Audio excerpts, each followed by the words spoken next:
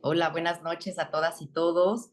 Pues bienvenidos, bienvenidas, bienvenides. Gracias por estar acá en este viernes, bueno, un viernes acompañándonos a platicar, a conversar, a dialogar acerca pues de una de nuestras pasiones, ¿verdad? Ahora sí que nos gusta hacer esto, lo hacemos por gusto, lo disfrutamos, es parte de nuestra formación y como saben, en esta ocasión estamos cursando el cuarto módulo de estas jornadas, estamos muy contentos de que esté aquí la doctora Araceli Franco, psicoanalista mexicana.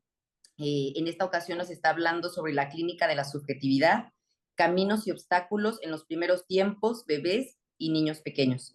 Quienes ya estuvieron en la actividad de la semana pasada recordarán que el día de hoy vamos a dar un pequeño espacio o el espacio necesario para concluir la parte teórica y posteriormente vamos a comenzar con la actividad clínica, ¿no? Entonces, pues bueno, te dejo la voz, Araceli, muchas gracias por estar acá con nosotros. Gracias, buenas tardes. Les agradezco a todos nuevamente que hoy podamos reunirnos. Y bueno, antes de comenzar, no sé, quisiera preguntarles si se quedaron pensando algo de lo que estuvimos charlando la semana pasada, alguna duda, alguna inquietud que se quedó ahí en el tintero y que les gustaría como exponer antes de que yo inicie, por favor.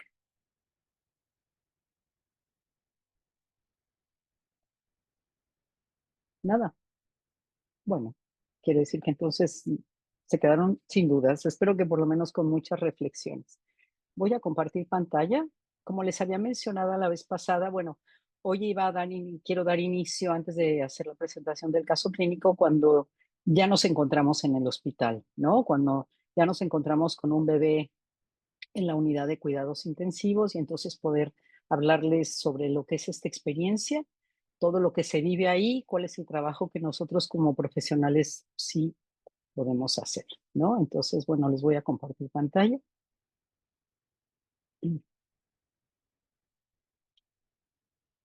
¿Ahí lo ven? ¿Sí? ¿Ahí estamos? Sí, sí se ve. ¿Todos me alcanzan a ver? Bueno, muy bien. Entonces, yo les mencionaba desde la vez pasada, cuando los papás llegan al hospital, cuando algunos, en algún caso, cuando ya están al tanto de cómo viene la situación con el bebé, otros que se enfrentan allí con alguna situación al momento del nacimiento y algunos otros durante los primeros días de nacido, ¿no? Entonces, ¿con qué se enfrentan? Yo por eso le puse aquí, ¿no? Su primer casa del bebé es la unidad de cuidados intensivos neonatológicos, ¿no? Entonces les refería que, bueno, de primer momento, ¿con qué nos encontramos? Con unos papás sumamente asustados, muy angustiados, con muchos miedos, con temor a la incertidumbre de qué va a pasar con su bebé, cuál es el desenlace que todo esto puede tener. Es un momento, como menciona aquí, de un gran derrumbe emocional de los padres, ¿no? Lo que tenemos que estar muy atentos porque ahí se corre el riesgo, así como se corre el riesgo físico de las condiciones orgánicas del bebé, también se corre el riesgo psíquico para el bebé en cuanto a la dificultad de estos papás para poder ir armando y creando un lazo con ese bebé en esas condiciones. Y sobre todo porque los papás están, como les decía la vez pasada, su imaginario se ve muy fracturado con ese niño real que llega en esas condiciones y donde los papás su atención la van a concentrar de inicio fundamentalmente en aclarar dudas, en preguntar insistentemente a los médicos sobre la condición del bebé, sobre la evolución que hay que hacer, por qué está pasando esto. Entonces es un momento muy difícil para el equipo, muy difícil para los padres y donde, en mi caso, los que estamos desde este lugar, tenemos que estar atentos de toda esa dinámica que se da entre el equipo por sí mismo, el equipo con los papás y cómo todos estamos atentos de lo que va sucediendo con ese bebé, ¿no? Entonces, como les menciono, se viven vivencias y emociones muy angustiantes que pueden fracturar o que detienen sus expectativas de los proyectos gestados a lo largo del embarazo, ¿no? Sobre todo cuando son papás que durante la gestación, durante el embarazo, ya están al tanto de que posiblemente su bebé, no posiblemente, de que su bebé ya trae algún síndrome, por ejemplo, algún síndrome genético, o que se identificó algún tipo de cardiopatía, que ya están al tanto de las condiciones físicas de su bebé, bueno, pues están como muy expectantes. pero por ejemplo, qué diferente es cuando el desarrollo del bebé venía en buenas condiciones y de pronto hay un sufrimiento fetal, hay dificultades durante el canal del parto y entonces ahí puede sucederse muchas cosas. Puede haber hipoxia al momento del nacimiento. Entonces esto pone al bebé en otras condiciones físicas y por supuesto también a los papás. Entonces los momentos en que se presentan la noticia o el diagnóstico es un momento muy fuerte para los papás y muy fuerte para el equipo, ¿no? Entonces, como les digo, hay el impacto y la angustia de la noticia del diagnóstico y la experiencia de estar en ese entorno, ¿no? Porque, bueno, pues los papás solemos fantasear que nos dan a nuestro bebé y que lo tenemos en la habitación o que se le va a visitar al cunero, en algunos casos que se le lleva a la casa, etcétera, ¿no? Que se recreó y se armó un escenario para ese bebé y de pronto se encuentran en una sala, posiblemente en una incubadora, posiblemente con muchas ondas, posiblemente con muchos intubados en algunos casos, sedados en otras, alimentados a través de una sonda gasonástrica. Entonces, claro, el panorama para los papás es muy, muy angustiante. Y como a veces yo digo, ¿no? Qué difícil conectarse con un bebé que está tan conectado, pero tan conectado a máquinas y a otros aparatos que son necesarios para el bebé para que tenga una viabilidad, ¿no? En la vida, pero finalmente hace muy difícil ese primer contacto con los papás, ¿no? Entonces, a ver, déjame ver, ok. Entonces, bueno, ahí como les decía, aparece el miedo constante ante la posibilidad de la muerte de su hijo, ¿no?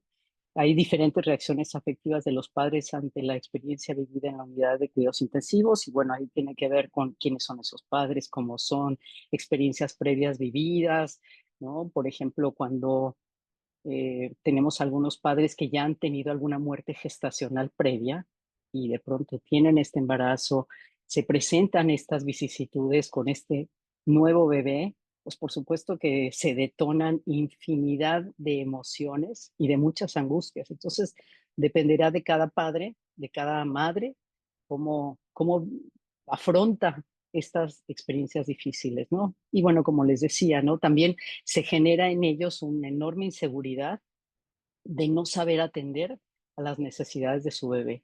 Y muchas veces lo viven como ajeno, ¿no? O sea, este bebé que hay que cuidar, este bebé que está en estas condiciones, cuando que posiblemente antes, en algún momento en su psique, en su imaginario era su Carlito, su Juanito, su María, y de pronto es este bebé que está grave, este bebé que está eh, envuelto en tanta tensión de aparatos y hay momentos en donde los papás ven, se plantea una situación de ajenidad. Y esto es algo que, como les digo, tenemos que estar muy atentos porque esa ajenidad puede dificultar esos primeros lazos y esos primeros vínculos con su bebé, ¿no? Eh, Ahí, por ejemplo, es muy importante la función que cumple el personal de la unidad, ¿no? Por ejemplo, cuando los padres pueden acercarse al bebé, cómo ayudarlos a que puedan hacer esa manipulación inicial con su bebé a través de las ondas, a través de las venoclisis, a través de la intubación, a través de la incubadora, que se pueda lograr que los padres puedan tener contacto con su bebé, ¿no? Muchas veces los papás tienen mucho miedo y es tanto el pediatra, el personal de enfermería o el profesional, sí, que puede facilitar eso. Les cuento un poco en alguna ocasión, posiblemente si alguien me ha escuchado en otras ocasiones, este caso lo he referido en varias ocasiones y he trabajado mucho alrededor de él. A mí me interconsulta el ginecobstetra y me pide que vaya al hospital porque eh, nació un bebé que tuvo sufrimiento fetal y entonces habías tenido aparentemente un embarazo saludable, pero al momento del parto hubo sufrimiento fetal y entonces el bebé tuvo un poco de hipoxia. Entonces no estaba evolucionando bien y cuando se les da la noticia a los padres, la madre tiene un derrumbe fuertísimo, ¿no? La madre salió bien y la madre, bueno, tuvo que ser cesárea, pero a los 2 días ya estaba en condiciones, al otro día ya está en condiciones de poder ir a ver a su bebé a la unidad de cuidados intensivos. Y resulta que el doctor a mí me convoca cuando lleva más o menos una semana, un poquito más de haber nacido. Y me convoca porque me dice, la madre está muy deprimida, no ha querido entrar a ver a su bebé, se la pasa en la sala de espera y solamente se la pasa llorando. No quiere irse a dormir, no se quiere ir, se va lo menos que puede, pidió a su esposo que pues pagara casi casi una habitación del hospital para no alejarse, pero no quería entrar a ver a su bebé. Entonces, claro, los doctores estaban muy preocupados. El padre sí lo hacía. El padre hizo una función, en ese caso, importantísima, porque era quien hacía el lazo con el bebé y también con la mamá, ¿no?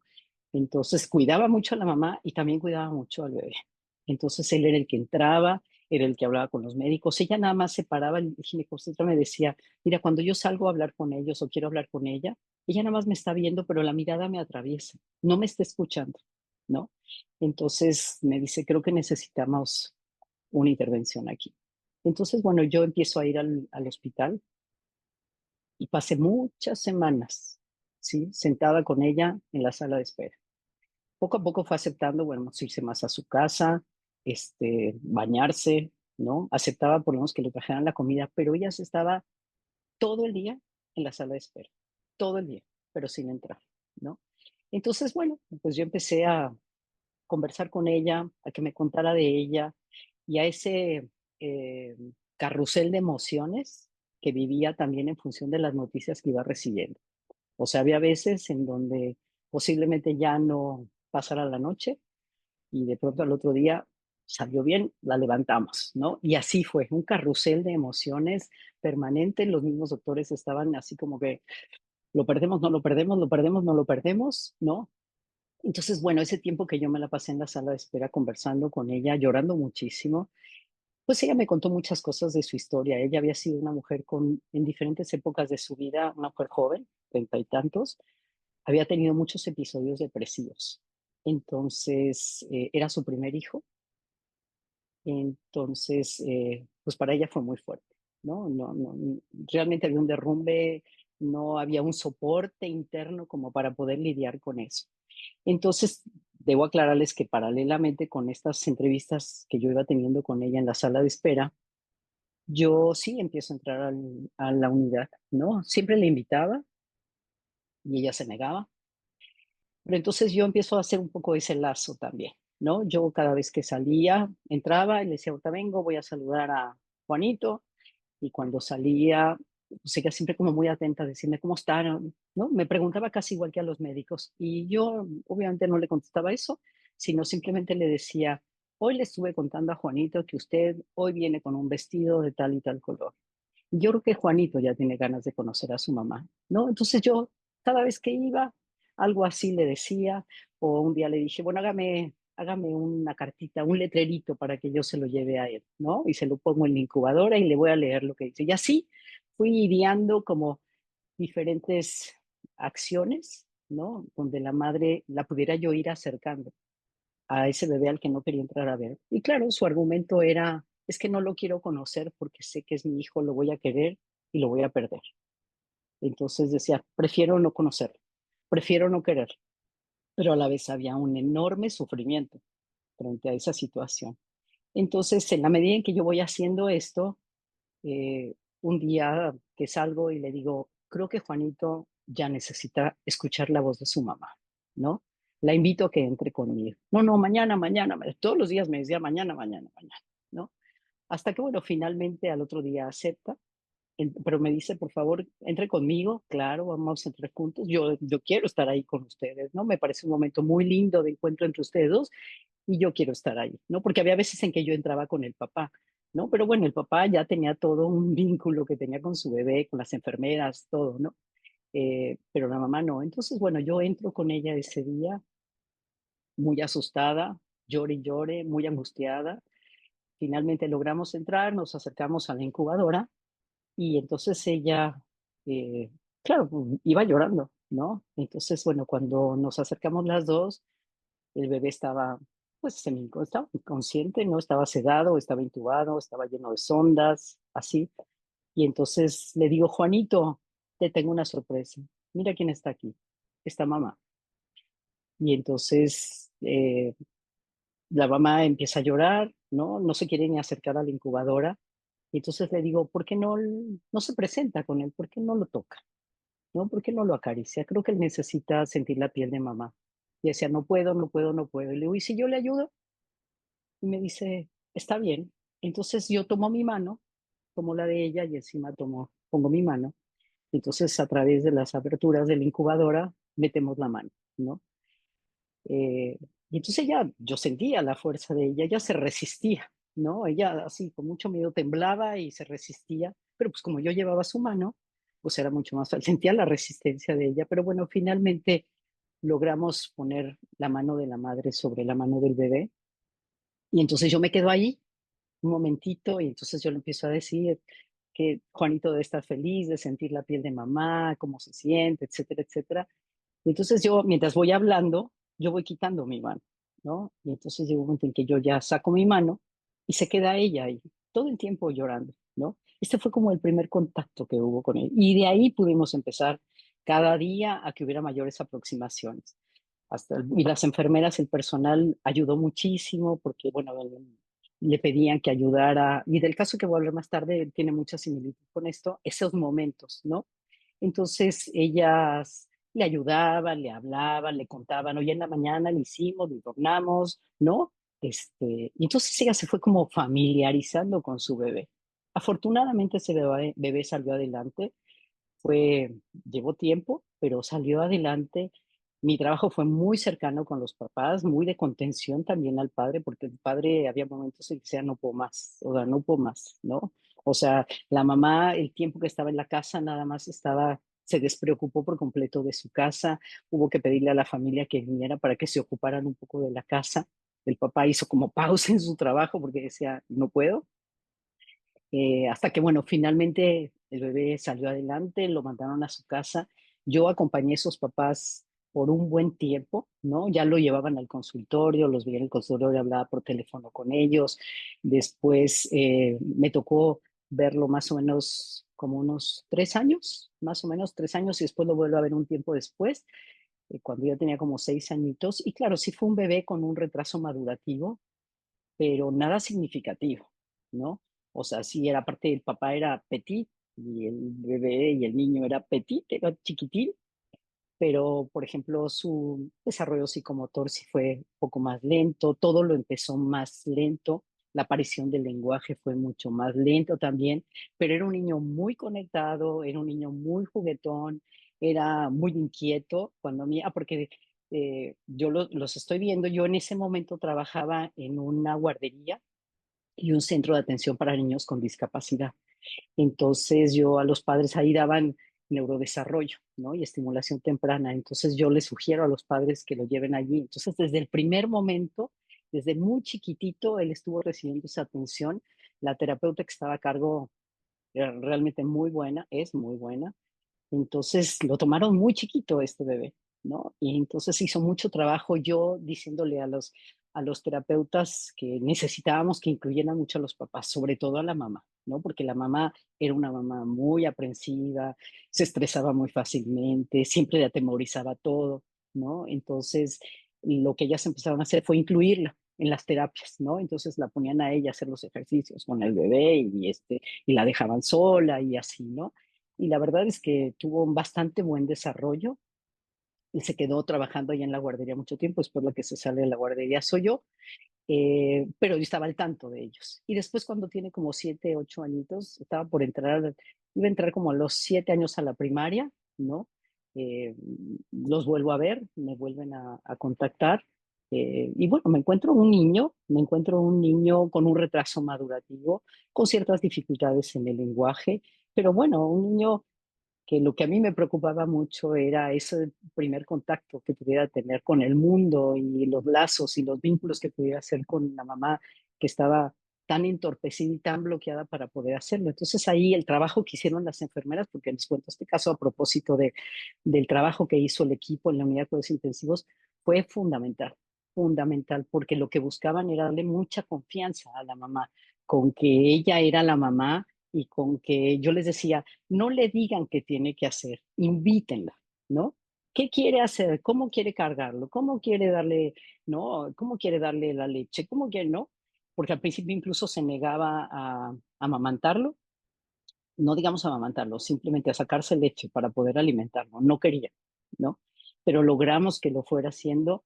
Ella pedía mucho que le suspendieran la lactancia y yo le decía, vamos a esperar, sí, a lo mejor sí, si quieres te lo van a hacer, pero vamos a esperar, ¿no? Entonces, bueno, mientras hay que tratar de sacarse la leche, etcétera, ¿no? Incluso había momentos donde decía, no, no, mejor no se la doy porque capaz que no le sirve, mejor que le den la fórmula, mejor en el hospital, ¿no? Al principio tenía mucho miedo, iba mucho al hospital para que le ayudaran las enfermeras, ¿no? Que esto es algo que también he visto a veces con papás que pasan un tiempo en cuidados intensivos, después no se quieren ir del hospital. Y no porque su bebé esté mal, sino porque les da miedo a ellos mismos hacerse cargo del bebé ya en su casa. Entonces necesitan como el lazo, la conexión con el personal de enfermería, sobre todo, para que los ayude, ¿no? Entonces, claro, las enfermeras pues, los enseñan a bañarlos, les ayudan en todo esto, pero a veces incluso ha habido enfermeras que hasta las contratan los papás para que en algunos horarios, en fines de semana, en los horarios libres, se puedan ir a trabajar con ellos, ¿no? Y tiene que ver mucho, no nada más con que tengan las posibilidades, sino con este temor que les da. Entonces, cuando yo hablo con las enfermeras, les digo, sí, háganlo, pero con la mira de que ellos se vayan haciendo cargo, no de que contraten a alguien para que se haga cargo de su bebé, sino que la función de usted sea como de intermediaria y de hacer pasajes continuamente para que ese bebé sea tomado por los papás y no que tenga una muy buena atención con una enfermera, ¿no? Como el caso que les contaba la semana pasada, ¿no? De esa mamá que tuvo gemelos y que contrató enfermeras y cuidadoras y ella nada más supervisaba a las cuidadoras porque tenía mucho miedo de hacerse cargo de su bebé, ¿no? Entonces, estas son las cosas que también pasan. Por ejemplo, con él, bueno, con este bebé no, pero con otros bebés, cuando ya le empiezan a quitar las ondas, cuando empieza a haber buena evolución, se pide que realicen el método canguro. ¿Conocen lo que es el método canguro? ¿El método piel a piel? Ok, bueno. Entonces se busca muchísimo, ¿no? Hay veces en que incluso a un bebés que están con sondas, se les pide, se pone un reposet ahí en la habitación y se les pide a ambos padres que puedan hacer método canguro, que bueno, tiene muchos beneficios porque el método canguro piel a piel favorece la regulación de la temperatura, de la frecuencia cardíaca, las respuestas que el bebé va teniendo. O sea, no nada más es desde el punto de vista afectivo, sino también se ha visto que el método canguro tiene implicaciones orgánicas importantes, sobre todo en la autorregulación del bebé, ¿no? Y bueno, pues, si era un bebé que estaba dentro del vientre de la mamá y de pronto lo tiene afuera, pues todo lo que tiene que ver con la frecuencia cardíaca de la madre, con la temperatura de la madre, todo esto ayuda al bebé. Entonces, el método canguro es algo que se emplea muchísimo en unidad de cuidados intensivos cuando el bebé está en mejores condiciones de poder hacerlo, aun cuando esté con las sondas, ¿no? Hay veces que ahí uno ve al papá en cierta posición, el bebé con sondas, y ahí lo tiene, ¿no? Piel a piel.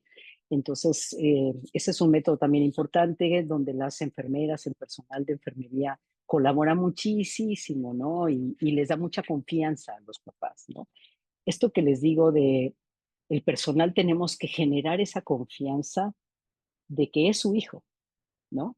Y de que aún la adversidad que se está pasando en el hospital, lo que se está pasando en la unidad y que se está pasando en esos momentos, todas esas adversidades es como que ellos sepan que esa función que cumplen de cercanía, de contacto, como les decía la vez pasada, de la voz, de tocarlo, de hablarle, etcétera, también es parte de la atención favorecedora para ese bebé. No nada más lo que recibe de los médicos, de los aparatos, sino también este contacto que los padres pueden hacer ayuda mucho a la evolución que pueda tener un bebé, ¿no?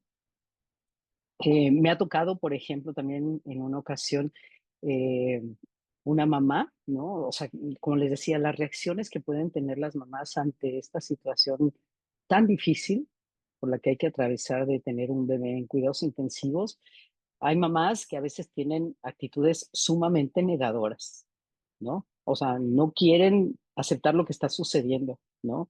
En alguna ocasión también me pidieron una interconsulta porque cuando nace el bebé, nace prematuro, Pues claro, la prematurez trae sus complicaciones, entonces, bueno, estaba en la unidad de cuidados intensivos y cuando el médico va a hablar con los padres, la mamá le dice, me parece que usted está exagerando, mejor no me venga nada más a arruinar el día, ¿no? Entonces, claro, el doctor se queda así como sorprendido, ¿no? Y aparte dice, cuando yo le hablaba, ella se me quedaba viendo y se reía, ¿no? Entonces algo no le checó. Entonces me pidió la interconsulta. Entonces cuando yo hablo por teléfono con él, le digo, ¿tienes algún antecedente de la mamá? ¿Sabes algo? ¿Te dijo algo el padre? Y me dijo, sí, que ella va con un endocrinólogo y con un psiquiatra, con una psiquiatra. Y le dije, bueno, está bien que me hables a mí, pero a los primeros que les tienes que hablar es a ellos, ¿no? Son sus médicos tratantes. Entonces, bueno, ahí mandan llamar al endocrinólogo, se enteran por el esposo que mandan al esposo, el endocrinólogo, es que son cosas tan sutiles, ¿no? Manda el endocrinólogo, le pregunta, ¿y la señora está tomando la medicación? Entonces dice, pues se supone que sí, ¿no? Y entonces dice, ¿puede checar los medicamentos? Entonces él se va a la casa y se da cuenta que los medicamentos no los estaba tomando, ya hacía un tiempo que no los estaba tomando, y lo mismo el tratamiento psiquiátrico, ¿no? Entonces no se sabía hacia cuánto que no lo estaba tomando. Entonces, bueno, ahí se tuvo que hacer la intervención desde el hospital con que volviera a tomar los medicamentos tanto del endocrino como psiquiátricos, ¿no? Entonces, claro, era una mamá que por lo que dijo la psiquiatra, tenía toda una problemática psiquiátrica, ¿no? No recuerdo mucho, pero creo que era una paciente con diagnóstico de bipolaridad, no me acuerdo, pero necesitaba medicación y había suspendido la medicación. Entonces, esta bandera roja, ¿no? Al momento de que le están dando un diagnóstico difícil, la reacción que tuvo la madre fue la que alarmó a los médicos.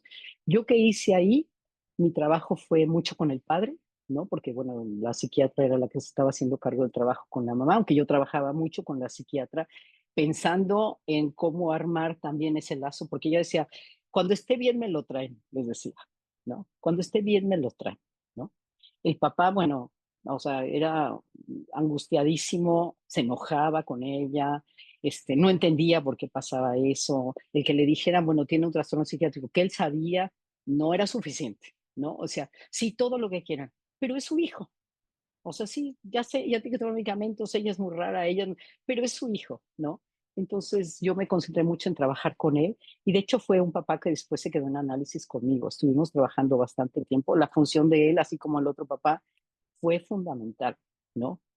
Entonces, como yo les decía también la vez pasada a propósito de la película esa de Witch, ¿no? De cómo se pone en juego el tema de la depresión o la psicosis posparto y cómo esto obtura esos primeros vínculos, ¿no? Entonces, que los médicos puedan estar como atentos de ello, que puedan solicitarnos la intervención, las enfermeras a veces, ¿no? Porque a veces el doctor va, explora, revisa, da indicaciones y se va, pero las enfermeras que pasan todo un turno, que se dan muchas veces cuenta de lo que sucede con los papás, son a veces las que identifican algunas cosas y a veces son ellas justamente las que me dicen, oigan, estoy notando esto y la señora cuando le acerqué al bebé hizo eso, son las que nos van informando de lo que a veces está sucediendo que posiblemente los médicos no se dan cuenta, ¿no?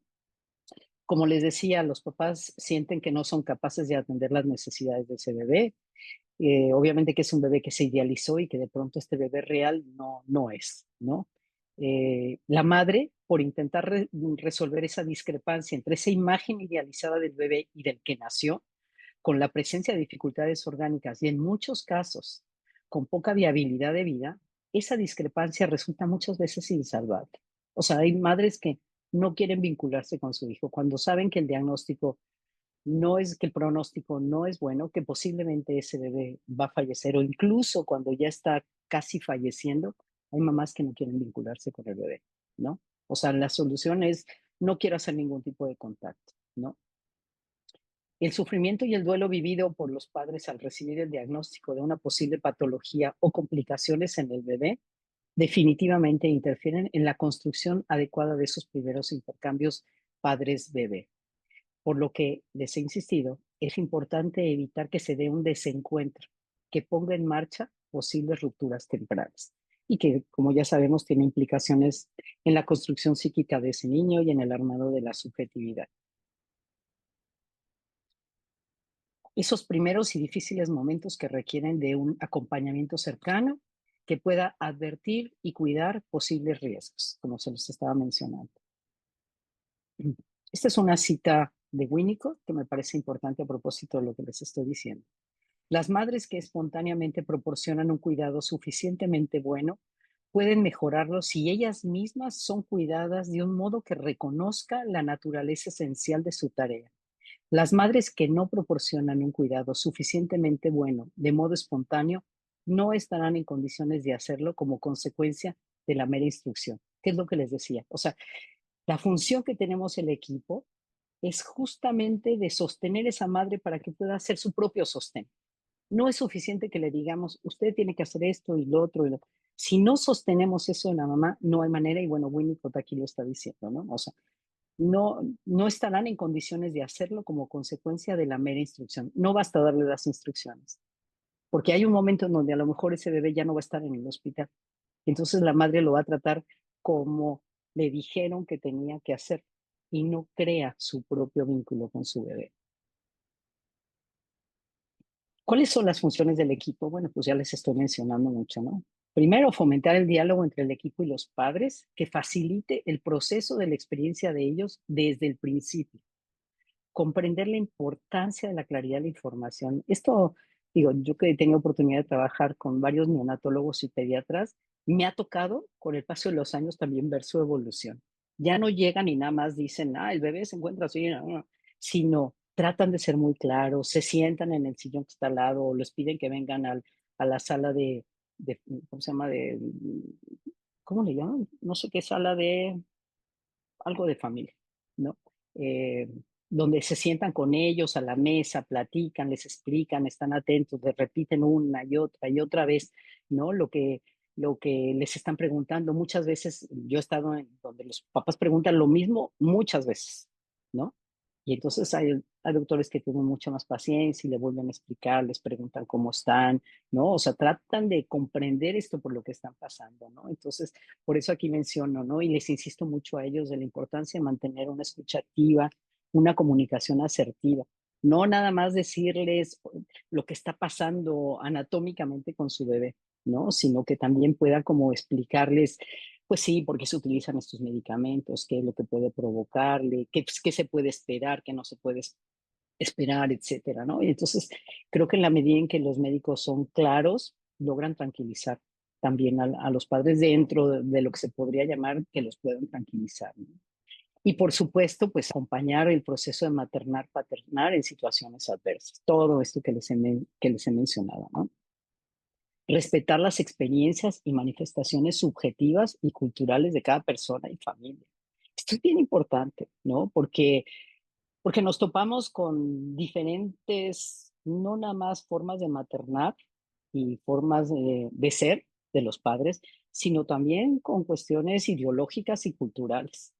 Entonces ahí como equipo debemos tener mucho cuidado de respetar las formas de ellos, ¿no? Fíjense, en alguna ocasión me tocó, no es un caso de bebé, me tocó acompañar por varios años a una niña, después adolescente, que tuvo un cáncer y que, bueno, finalmente la perdimos. Y afortunadamente el día que falleció, pudimos estar la pediatra, el oncólogo y yo con ellos, ¿no? Pudimos estar en ese momento, estaba en la unidad de cuidados intensivos y pudimos estar con ellos cuando falleció. Estaban sus hermanos y estaban los padres y la acompañamos hasta que falleció, ¿no? Junto con los padres. La pediatra era la que estaba de un lado de ella, los padres del otro, los hermanos y el oncólogo y yo estábamos así, también alrededor, pero la pediatra era la que le hablaba y le decía, tranquila, respira, todo va a estar bien, así, ¿no? Y por otro lado, bueno, los padres abrazándole, así, ¿no? Hasta que, bueno, finalmente fallece. Y entonces, cuando ya fallece, nosotros nos salimos, ¿no? Les decimos, los vamos a dejar con su hija. Y entonces, bueno, en ese momento, en el hospital, en ese hospital de Texalud, había como cortinas. Entonces nos salimos y cerramos las cortinas. Y entonces de pronto se empezó a escuchar como cantos, ¿no? Y eran como salmos, una familia muy, muy religiosa. Y entonces empezaron a cantar y a hacer unos salmos y así, ¿no? Y entonces, pues afuera estábamos nosotros y las enfermeras y todo. Y entonces en eso llega el que era entonces el jefe de la unidad. Entonces, claro, entra y pues escucha, ¿no? Así, estaba en una salita medio aparte, ¿no? De donde estaban el resto de los niños, porque ahí no era neonatológico, sino era pediátrico. Y entonces estaba como un poco más aislado. Y entonces él entra y pasa frente a nosotros y dice, ¿y ese escándalo? ¿Y ese escándalo? Así nos dice. Y entonces nada más el oncólogo le dice, acaba de fallecer, y le dice el nombre de la paciente, ¿no? Entonces ya como que, la verdad, como que no nos hizo mucho caso. Total que nos salimos muy indignados los tres, ¿no? Así, qué escándalo, ¿no? Y entonces ya salimos, dejamos a la familia, nos fuimos, entonces les dije, vamos a la cafetería, vamos a tomar un café, nos que estábamos, bueno, después de 5 años de haber trabajado con esa niña, ¿no? Perderla fue bien pesado. Y entonces estábamos en la cafetería, nos sentamos, estábamos ahí, y entonces aparece el doctor y dice, ay, bueno, pero qué bárbaro, porque tanto escándalo en la unidad. Y entonces yo no me acuerdo y le digo, ¿te das cuenta de lo que significa? Esa familia acaba de perder a su familia, a su hija. O sea, te das cuenta y tú sientes qué escándalo. Eso es lo que la familia puede hacer para despedir a su hija, ¿no? O sea, a través de esos salmos o de esos cantos, no sé qué eran bien. Entonces, ¿cómo puedes decir eso? Entonces él me contesta, me dice, es que nosotros tenemos que ser objetivos. Dije, no hay manera. No hay manera de que uno pueda ser objetivo frente a la muerte de un ser humano. No hay manera. Entonces, bueno, como que ya me dijo, bueno, me invitan a un café, como vio que la cara de los tres era de, te queremos ahorcar, ¿no? Entonces ya me invitan a un café, se sienta con nosotros y ya era muy es muy bromista. Entonces él trata como de distraer y hablar de otras cosas. Y claro, nosotros estábamos tristísimos, cara, de verdad, tristísimos, ¿no? Pasó el tiempo. Y entonces un día él me pide una interconsulta, ¿no? Para un paciente. Y entonces yo le digo, yo con muchísimo gusto, pero te advierto, yo no trabajo de manera objetiva, ¿no? Si vamos a trabajar, tenemos que trabajar reconociendo el sufrimiento del paciente y atravesando todo lo que haya que pasar con el paciente. Y no, si hay escándalos, si hay, yo le voy a entrar, pero quiero saber si tú lo vas a hacer, porque si no, yo no trabajo contigo. La verdad, debo decirles que es un doctor que cambió al día de hoy, me sigue interconsultando, veo pacientes con él, pero había que hacer también una intervención con él, porque si no, o sea, nada más lo íbamos a odiar y él iba a seguir haciendo ese tipo de intervenciones, ¿no?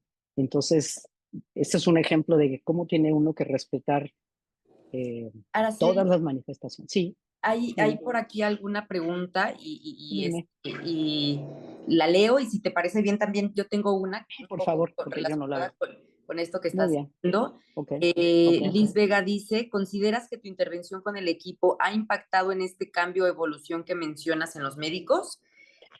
¿Te Y podría decir que con los que trabajo cerca? Ah, ¿esa es la pregunta o hay más? sí, no, sí, hay otra, pero si quieres una y luego la Contesto otra. esa.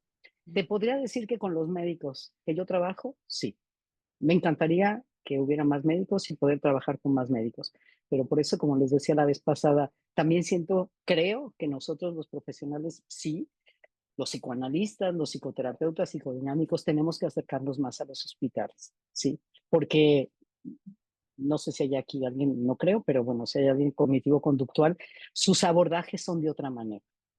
No trabajan con la subjetividad, ¿sí? Sino trabajan con conductas y con conductas replicables y con modelos que puedan dirigir, ¿no?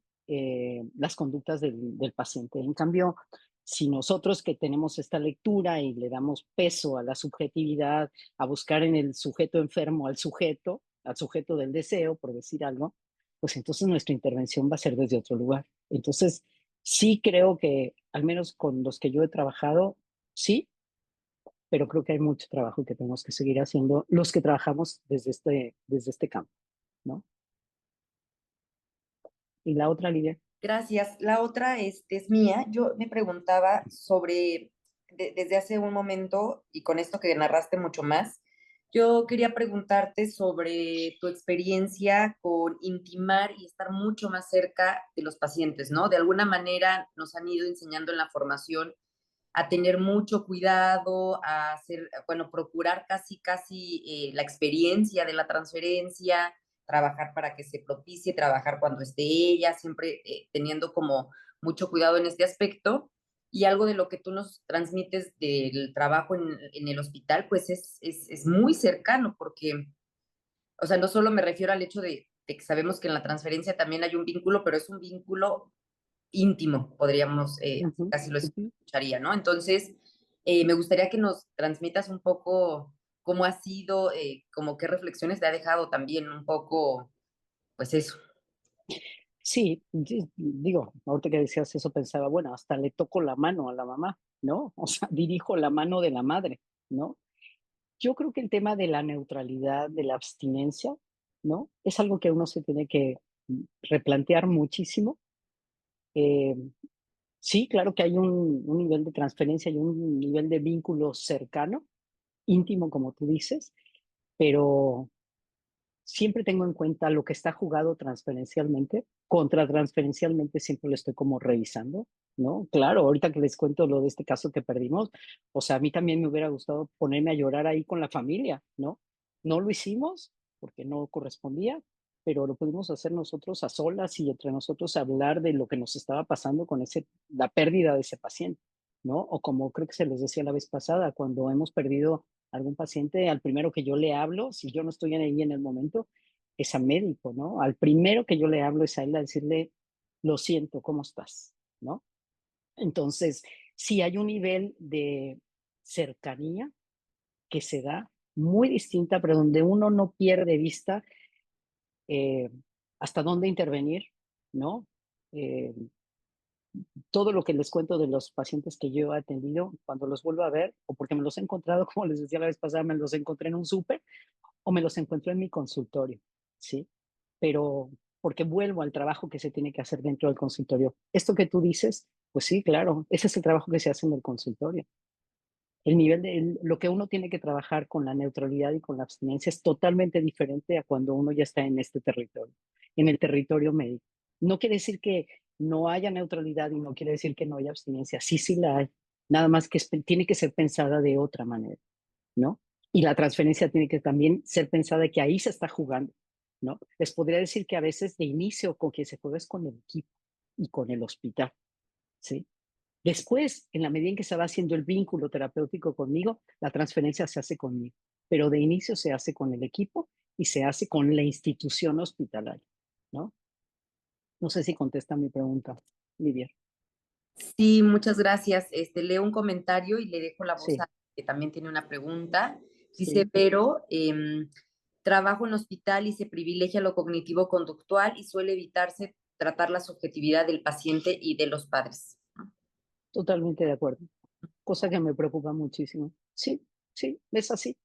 Por eso, y también yo les decía, ¿no? También creo que los que estamos en este campo tampoco queremos dar a veces ese paso. Y les voy a decir una cosa, trabajar en un hospital es muy complicado por muchas cosas. Primero porque hay que credencializarse, o sea, desde ahí institucionalizarse. Sí, o sea, yo no puedo llegar a cualquier hospital diciendo, soy psicoanalista, soy terapeuta y vengo a ver. No, yo tengo que estar credencializada. Al menos aquí en Nuevo León necesitamos estar credencializados. ¿Qué implica eso? Tengo que meter mis papeles sobre mi formación, tengo que estar, en mi caso, tengo que pertenecer al Colegio de Psicólogos de Nuevo León, porque mi formación es como psicóloga, ¿no? Tengo que tener entrevistas con la gente del Departamento de Salud Mental de los hospitales y entonces tengo que pasar como por un comité que autoriza que yo pueda trabajar en el hospital, ¿sí? Entonces, esto yo lo he tenido que hacer. Yo estoy credencializada en varios hospitales aquí. Yo lo hice como de bote pronto, porque originalmente yo ni sabía. A mí me decían, por ejemplo, otros hospitales en Texalud, pues sí, ¿no? Ya era parte del cuerpo médico, ¿no? Formo parte del equipo de Texalud. Pero en otros hospitales, por ejemplo, hay médicos que atienden, que los veo en Texalud, pero también atienden en otros hospitales. Entonces, aunque ellos me interconsultaran, cuando yo llego y digo, vengo a ver, si yo no estoy credencializada en ese hospital, no puedo entrar. O sea, no puedo atender al paciente. ¿Sí? O sea, puede ser bien delicado eso. Entonces, esto es una lata, ¿no? También para nosotros es, y entiendo que muchos colegas no quieren eso, no quieren hablar con médicos, no quieren lidiar con este tipo de cosas institucionales, o sea, bien respetable. Pero es que eso también es lo que hace como la diferencia de que podamos intervenir así en un hospital, ¿no? Durante la pandemia, yo tomé un diplomado un día pues, virtual y entonces alguien ahí menciona una chica joven, menciona de la Ciudad de México, menciona que ella pues veía a su paciente y entonces que en alguna ocasión la tuvieron que hospitalizar, entonces la familia le avisó y entonces ella llegó al hospital, ¿no? Y entonces alguien le pregunta, bueno, pero ¿cómo le hiciste? ¿O qué? Yo me puse una bata blanca y, bueno, yo así casi caigo desmayada, ¿verdad? Pero afortunadamente las coordinadoras así, pum, la para en seco y le dice, oye, eso es muy grave, eso es muy grave y te puede costar tu cédula profesional.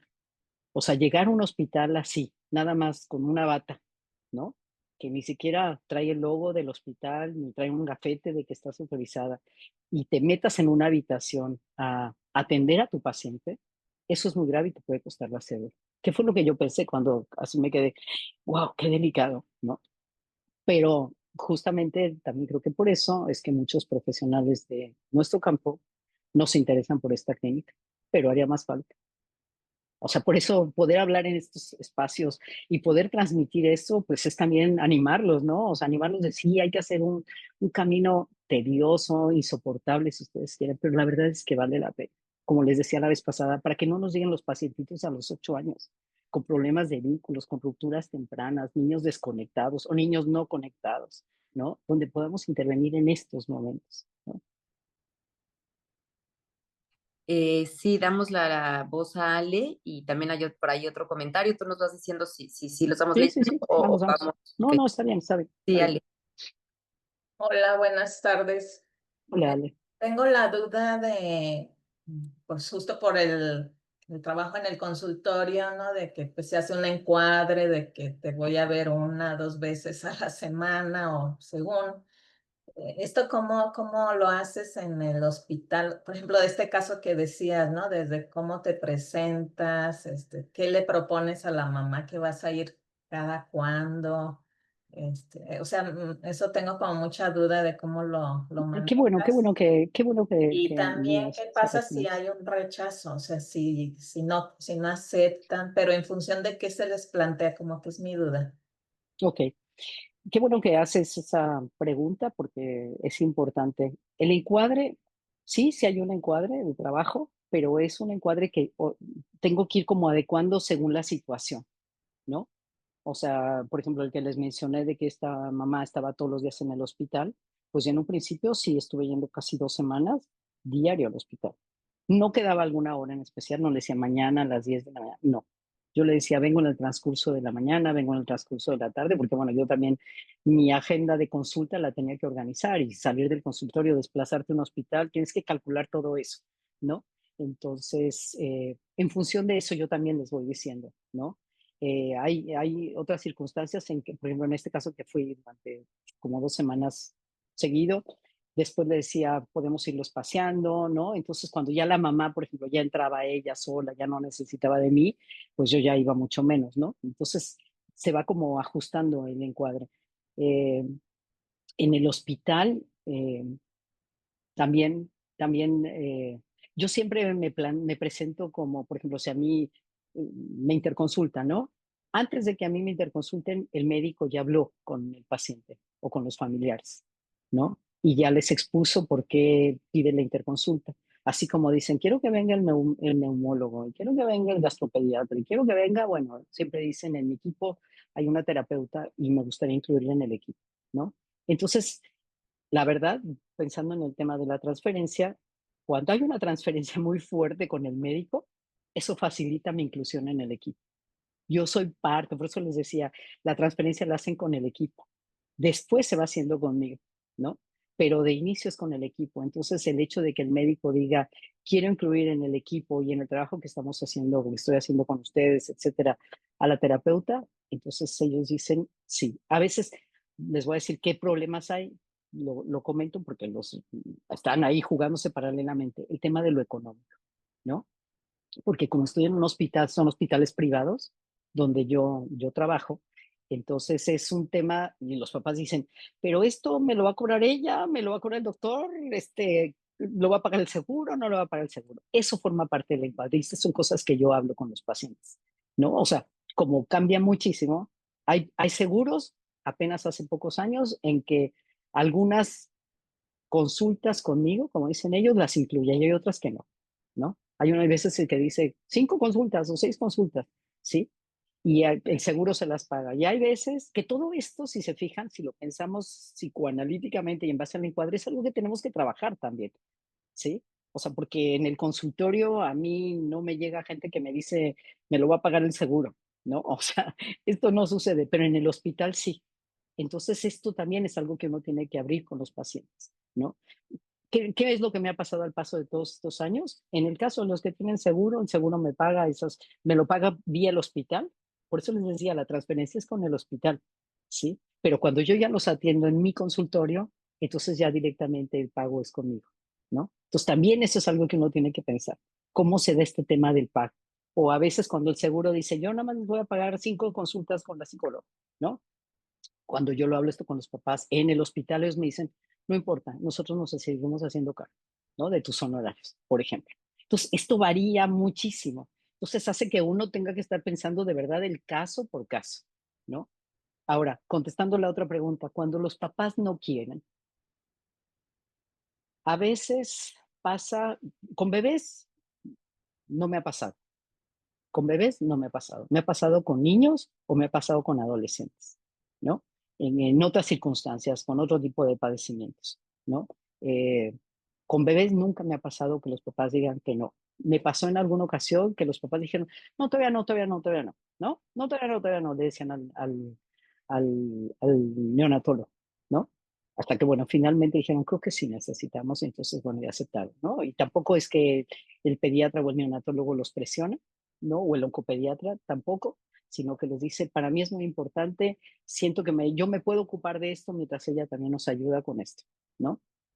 Entonces sí ha habido a veces con niños, ¿no? Donde los papás dicen no, donde yo, por ejemplo, me puedo presentar con ellos y entonces me dicen, es que nosotros ya tenemos, bueno, adelante, ¿no? O sea, adelante, ¿no? Que se haga cargo, pero mientras esté en el hospital no puede atenderlo, ¿no? Entonces, a veces lo que yo hago es la función como de, me ponen en contacto con la terapeuta que está a cargo, ¿no? Y entonces yo como que hago, es como el trabajo de referirlo para que ella siga trabajando una vez que el niño sale del hospital. Entonces yo hablo con la terapeuta, le digo, lo que he estado pasando en el hospital, lo que yo he visto con los papás, lo que sí, o sea, nada más soy como la mediadora, ¿no? Para el trabajo que pueda seguir haciendo, porque no está credencializada, que es lo que les decía. O sea, puede llegar de visita, pero no puede llegar como la terapeuta a atender. No puede revisar expedientes, no puede hablar con los médicos, no, o sea, no, no puede, ¿no? Entonces, lo que yo hago es como esa función de mediadora para que ella se pueda ocupar de continuar con el trabajo con ese niño, ¿no? Y bueno, también ha habido papás que dicen, no, no queremos, no queremos, no queremos la atención. Y entonces, bueno, es un hospital privado y entonces dicen, ok, ¿no?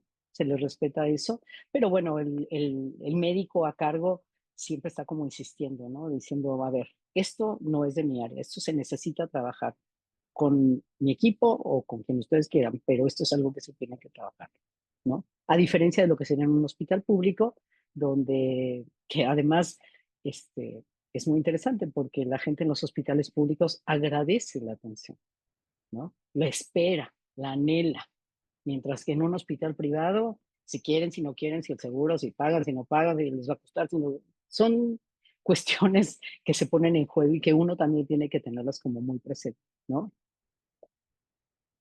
Por ejemplo, yo que tuve oportunidad de trabajar en la Fundación Tech Salud, antes de ingresarme en los hospitales, pues sí, la Fundación Tech Salud tiene un centro de atención para personas de escasos recursos. Entonces, la población que yo atendía ahí, claro, ahí no es hospital, ahí nada más era de consulta, era totalmente diferente a la que yo atendía en los hospitales de Tech Salud, ¿no?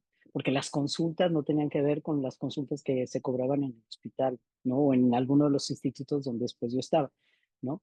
Entonces me podía dar cuenta del papel que jugábamos los terapeutas, ¿no? Tanto en un espacio como en otro, ¿no? Este es todo un tema que me puedo ahí alargar contándoles, ¿no? De vivir esta experiencia de estos como dos mundos aquí. No sé si hay alguien de Monterrey aquí, pero bueno, aquí hay gente que dice del otro lado del río, ¿no? O sea, como acá nosotros y los que están del otro lado del río, ¿no? Y bueno, además es así, o sea, ese centro de Fundación Salud está del otro lado del río, ¿no? Y del otro lado están los hospitales Salud, etcétera, etcétera. Es un tema ideológico, cultural muy fuerte. No sé si contesto a tu pregunta. Te Sí, leo ya. el último comentario de Valeria Galeano. Yo me Ok, quedo con esta frase genial tuya al trabajar en hospitales. Ellos saben, pero nosotros tenemos otro saber. Lo difícil de Ajá. manejar es que el equipo médico quiere que acepten la situación de posible muerte, enfermedad o posible pérdida, sin más que sean, entre comillas, adaptables y les cueste mucho conectarse y empatizar con la angustia de esos padres. ¿Qué consejo darías en estas situaciones? Trabajo en pediatría en un hospital en Argentina. En un hospital público, supongo, ¿no? Sí, porque ahí tienen salud pública, ¿no? ¿Qué sugiero? Acercarnos a los médicos, que escuchen la clínica que nosotros hacemos, cómo pensamos la enfermedad, cómo pensamos al sujeto enfermo, cómo pensamos las intervenciones. Yo es lo que sugeriría, acercarnos más a los médicos, ¿no? O sea, ver, ofrecer, ¿no? Que uno pueda formar parte de un equipo médico, ¿no? Para mí, como yo les decía, bueno, yo crecí en los pasillos de un hospital, entonces para mí como que no es nada difícil pensarme en un hospital, pero lo veo, por ejemplo, lo he visto con mis alumnas cuando hacían rotaciones conmigo, ¿no? O sea, cómo les imponía llegar a la central de enfermeras y estaban los doctores y era así como una situación toda amenazante, ¿no? De, me van a preguntar cosas que yo no sé. Y yo les decía, pues sí, no sabemos. De su saber no sabemos, ¿no? O sea, le podemos decir nosotros desde nuestro saber lo que sabemos de nuestro paciente o de su paciente, pero de su saber no sabemos, ¿no? Entonces, creo que tenemos que aprender a generar diálogos interdisciplinarios y estar dispuestos desde nuestra disciplina a ello, a estar dispuestos, a pensar, retomando lo que decía Ale, de que tenemos que hacer una clínica donde se piense el encuadre, donde se piense la neutralidad, donde se piense la transferencia. Sí, todo eso lo tenemos que pensar, ¿sí? Pero armado desde un espacio en territorio médico, ¿no? Porque querer trasladar el consultorio, ¿no? Al hospital, imposible, imposible, no se puede, ¿no? Por eso les decía que la vez pasada, ¿no? Que hay gente que, doctores que me decían, ah, pero es que para mí los psicoanalistas están atrás de un diván. Yo le decía, sí, atrás de un diván, pero también en un hospital, trabajando con los pacientes hospitalizados y enfermos, ¿no? No sé si contesta a Valeria mi pregunta. Generar diálogos interdisciplinarios sería mi mayor sugerencia. Acercarse a los equipos médicos. ¿Algo más, Lidia? Sí, ¿Alguna más? excelente. No, sí, podemos continuar. Ok, entonces, ¿qué son las intervenciones tempranas? ¿No? Durante el embarazo y el nacimiento podemos encontrar la aparición de importantes alteraciones emocionales, como las he mencionado en la mujer, como también en el padre, quien a su vez manifiesta angustias y miedos. Por ser un periodo que para ambos implica grandes cambios, es conveniente poder acompañar, vigilar y en algunos casos intervenir clínicamente. Dados los tiempos en los que los primeros lazos se dan o no se dan de manera adecuada, las intervenciones deben apuntar a ser facilitadores de la estructuración psíquica. Aquí se trata no de devenir una historia como sería en el psicoanálisis con niños, sino más bien a construir, sabiendo que operamos sobre los primeros tiempos de esa historia. Y aquí les voy a citar a Janine, que vi que ustedes tuvieron una clase con una clase máster con ella, ¿no? Esta es una cita de su libro, ¿no? El de Intervenciones en la Clínica Psicoanalítica con niños, ¿no? Donde dice, las intervenciones deben ser intervenciones que motoricen la estructuración. Eso me parece fundamental, ¿no? Debemos como analistas ser posibilitadores de inscripciones, de representaciones, de facilitar el armado de esa subjetividad desde el sostén que podemos ofrecer a los padres, pero muy en especial a la madre en los primeros tiempos, cuando podemos identificar que algo del orden del vínculo no se está dando y poder favorecer en ese incipiente armado psíquico que vayamos logrando transformaciones en el vínculo. Y es cuando hablamos de intervenciones estructurantes. Parafraseando con Winnicott, como profesional, sí, debemos estar ahí como sostén de la madre y acompañamiento en su función, que es lo que les decía la vez pasada, lo que llamamos la clínica del holding. Me dan 2 minutos, necesito poner el aire acondicionado porque me estoy cocinando ya. O sea, aquí la temperatura en Nuevo León, ya saben que la semana pasada estamos en 45, entonces como que hoy había estado bien, pero ahorita empecé a sentir que me empiezo a calorar muchísimo. Gracias. Bueno, para que ella, o sea, la función de holding, que se puede ofrecer que ella pueda ofrecer a su bebé y que le permite ir logrando la integración, la conexión con la psique y el cuerpo y la posibilidad de ir desarrollando ese vínculo entre ambos. Que pueda ofrecerle al bebé el que haya un otro que pueda contener ese estallido, la desorganización o eso que le resulta difícil de contener funcionalmente al bebé, sin sentir que se fragmente y que pueda, por el contrario, facilitar la ligación libidinal, organizar y unificar y facilitando que pueda seguir siendo, ¿no? El trabajo con los padres debe ser desde la necesidad de ser contenidos y ayudarlos a elaborar sus propios desbordes ante eso que los confunde, desestabiliza en relación a su bebé y sus miedos, y también a las demandas del bebé, al llanto, al dolor. Eso que no aparece con palabras, ayudar a los padres a poder transformarlas en un gesto, en que los padres puedan donarle cosas al hijo.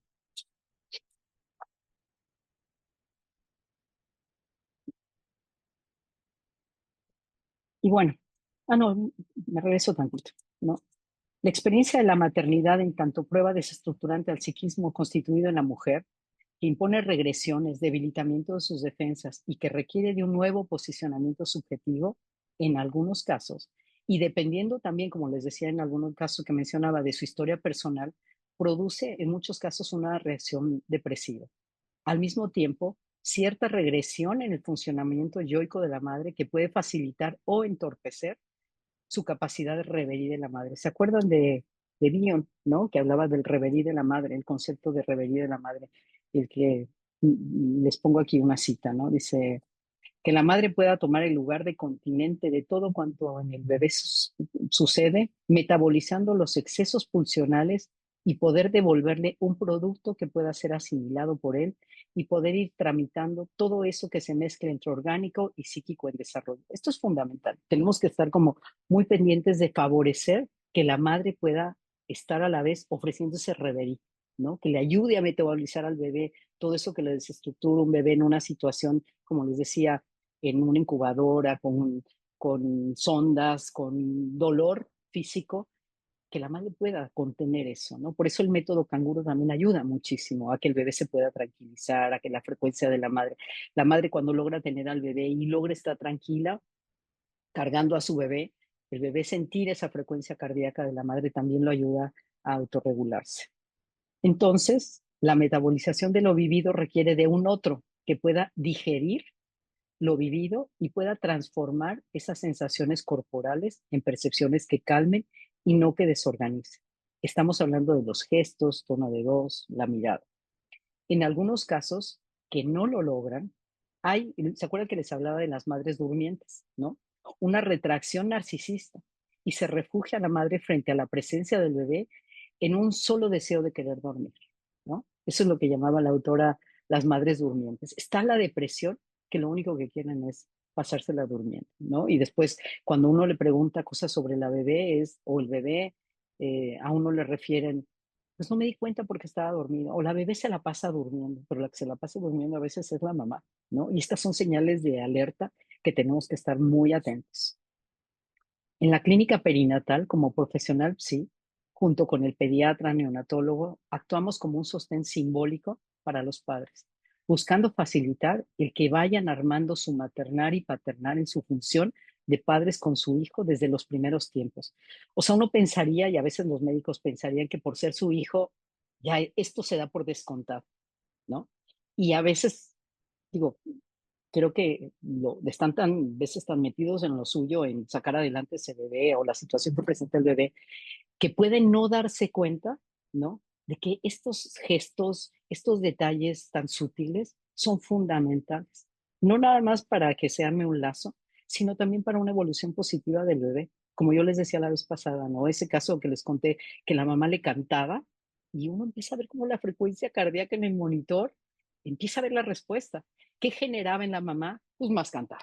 O sea, cuando la mamá veía que su corazoncito se empezaba como a mover o el bebé se empezaba a mover, provocaba que la madre tuviera como esa respuesta. Entonces se generaba como esa sintonía entre ambos, entre las respuestas del bebé y que la mamá más le cantaba, en que el bebé respondía así y entonces ella buscaba, nuevas cosas que hacer para generar ese vínculo con el bebé. Y muy en especial en tiempos difíciles de dicho proceso, ya sea por diagnósticos gestacionales, como les decía, por los síndromes genéticos, malformaciones. En todas estas situaciones, eventualidades adversas que se presentan, tenemos que estar muy presentes de cómo estos padres lo viven, cómo hay que ayudarlos para que aún con la angustia y el miedo incluso el mismo diagnóstico, ellos no sientan que aún en vida ya perdieron a su bebé, ¿no? Sino que facilitemos que ellos puedan seguirse sabiendo papás, ¿no? Claro, en muchos casos, muchos bebés afortunadamente salen adelante, entonces no es, en este momento nos vamos a ocupar no, desde antes tenemos que ocuparnos, desde esos primeros momentos. Bueno, les voy a presentar un caso. Les puse aquí una cita de Eric Loram que me parece importante. Encontrar un psicólogo no consiste en encontrar un funcionario del dispositivo.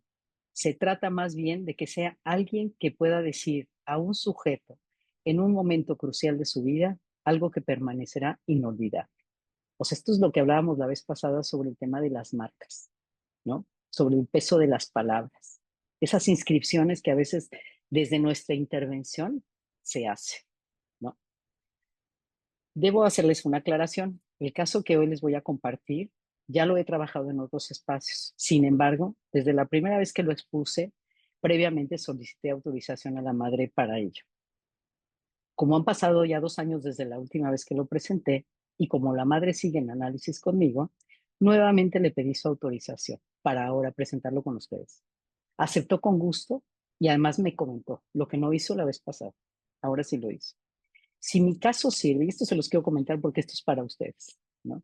Si mi caso sirve para poder ayudar a muchas otras mamás que han vivido lo que yo con mi hija y las logren salvar de ese laberinto sin salida en el que yo viví por mucho tiempo, hazlo las veces que sean necesarias, por favor. Pues bueno, esto es para ustedes, ¿no? Esta mamá les regala esto a ustedes, ¿no? Debo aclararles también que aún con la autorización, los nombres han sido cambiados, así como algunos datos que convengo mantener, ¿no?, en confidencialidad. Rebeca, desde muy joven, recuerda haber presentado quistes ováricos y miomas. A los 30 años la operan y le sugieren embarazar a la brevedad. Situación difícil para ella porque no tenía pareja y no se planteaba ser madre soltera.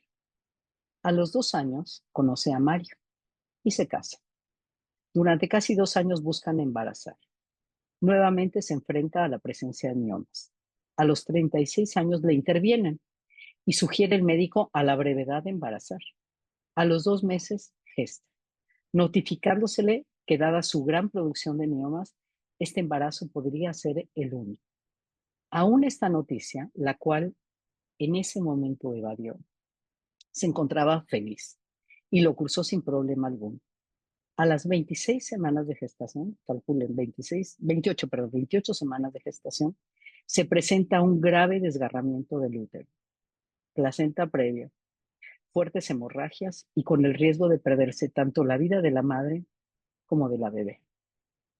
Bueno, en ese momento era del bebé, ¿no? Ahí no sabía si era niño o niña. Se interviene en urgencias y logran salvarlos a ambos.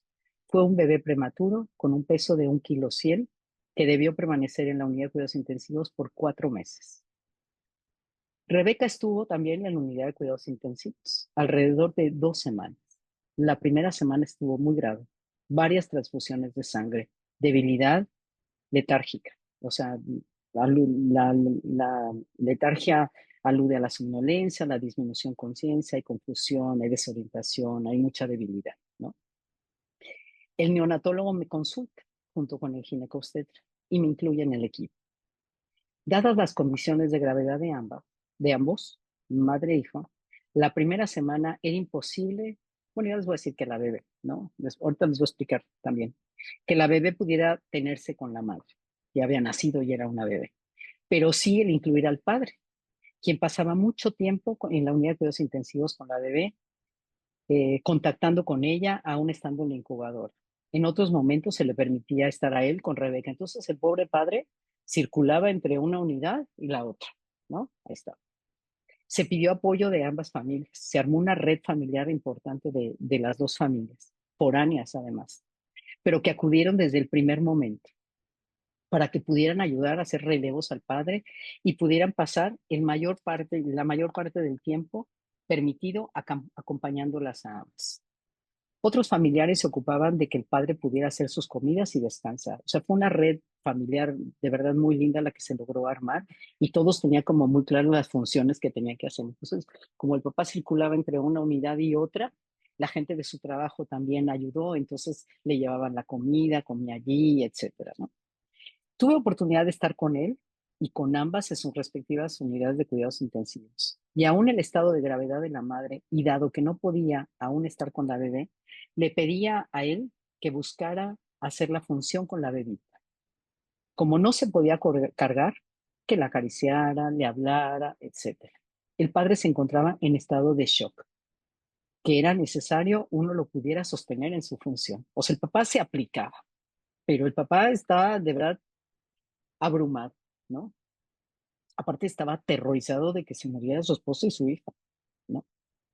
Los primeros días pude en algunos momentos estar con él y lo observaba, que solo la miraba y derramaba algunas lágrimas. Preguntaba insistentemente a los doctores por su evolución.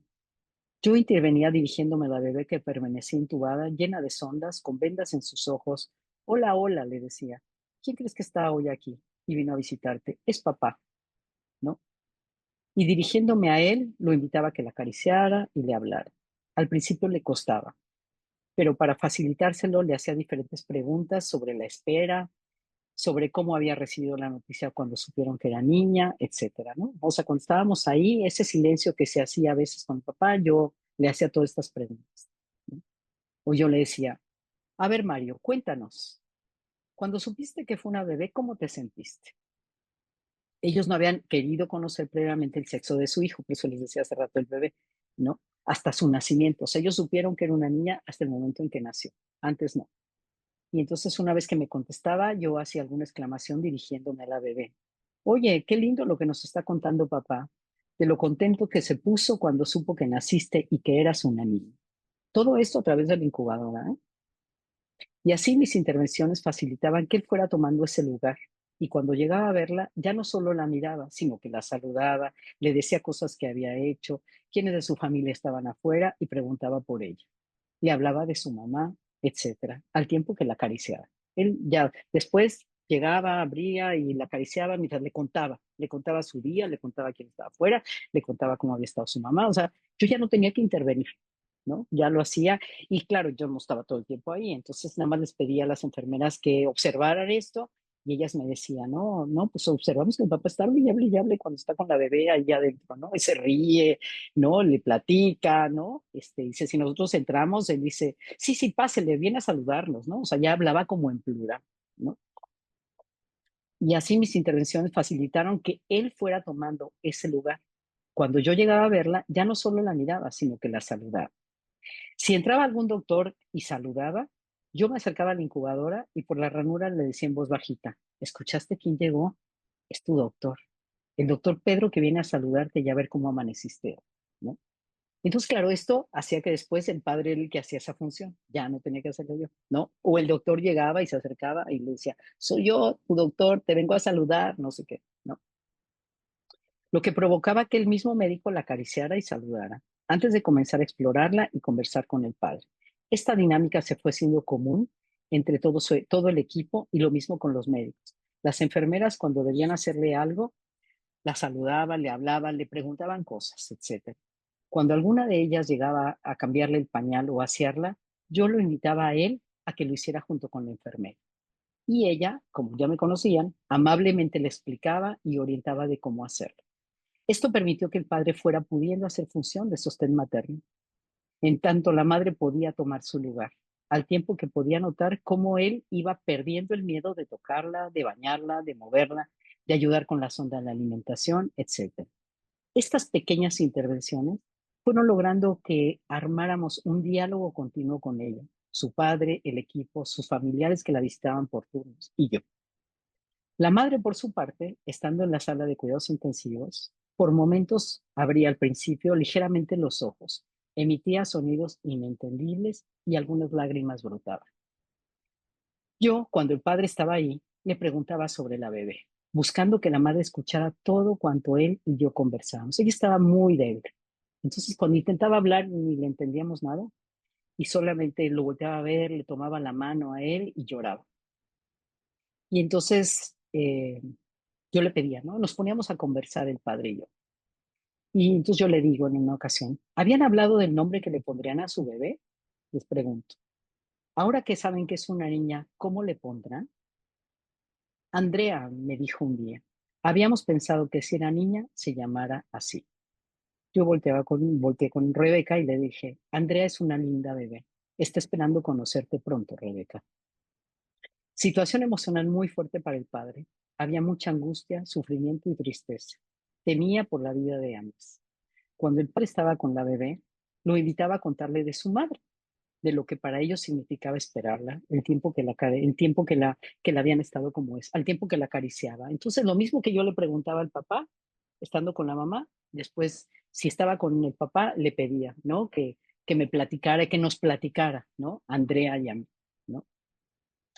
La llegada del recién nacido, pienso, dispara rápidamente por medio de palabras el mecanismo por el cual este bebé es puesto en la trama familiar generacional específica y única de cada familia. Se parece a, tiene las manos como, etcétera. Entonces yo incluía esto en la trama, ¿no? O sea, cuando ya entraban los abuelitos o entraba la tía, entonces yo le decía, ¿y ese dedito gordo de quién lo sacó? ¿No? Y entonces ya la abuelita me decía, ay, pues yo veo que se le parece al de mi hijo, ¿no? Esto era como muy importante meterlo en esta trama. Porque si ustedes se dan cuenta, en un bebé en unas condiciones normales, sin ningún tipo de riesgo, esto sucede.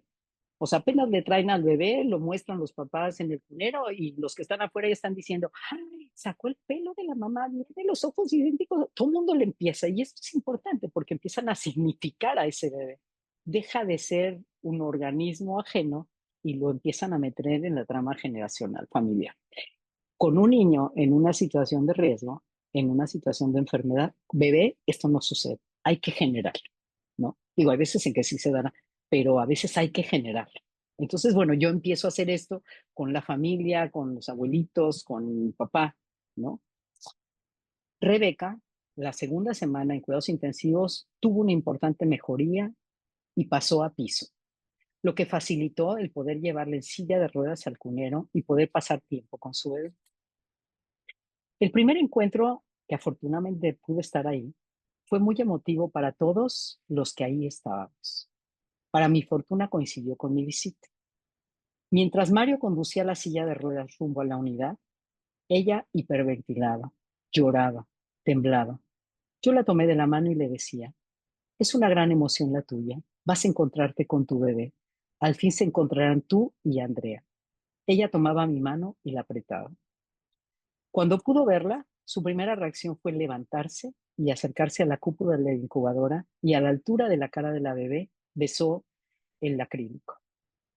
Lloró y así permaneció un rato abrazando el incubador. El esposo estaba al lado, la enfermera y yo que habíamos entrado con ella, nos hicimos hacia la puerta, entonces nos quedamos, yo hice ese movimiento y bueno, la enfermera me siguió y nos pusimos como en la puerta, en el marco de la puerta, para generar ese momento único de ellos dos, ¿no? Sí, después lloró y así permaneció un rato abrazando la incubadora. Se hizo un largo silencio de todos los que ahí estábamos. Nos retiramos y dejamos a Andrea con sus papás. Lloraba mucho la madre cuando estaba con ella. Mi intervención en la unidad de cuidados intensivos fue con las enfermeras, el que pudieran comprender lo importante de su acompañamiento en estos momentos de tanta fragilidad en la construcción del lazo entre mamá y bebé. Les pedía que cuando ellas estuvieran presentes y tuvieran que hacer algo para la bebé, así como lo estuvieran haciendo los primeros días con el papá, ahora debíamos hacerlo con la madre. La unidad de cuidados intensivos representa un espacio violento en donde circula la amenaza de muerte y la esperanza por la vida.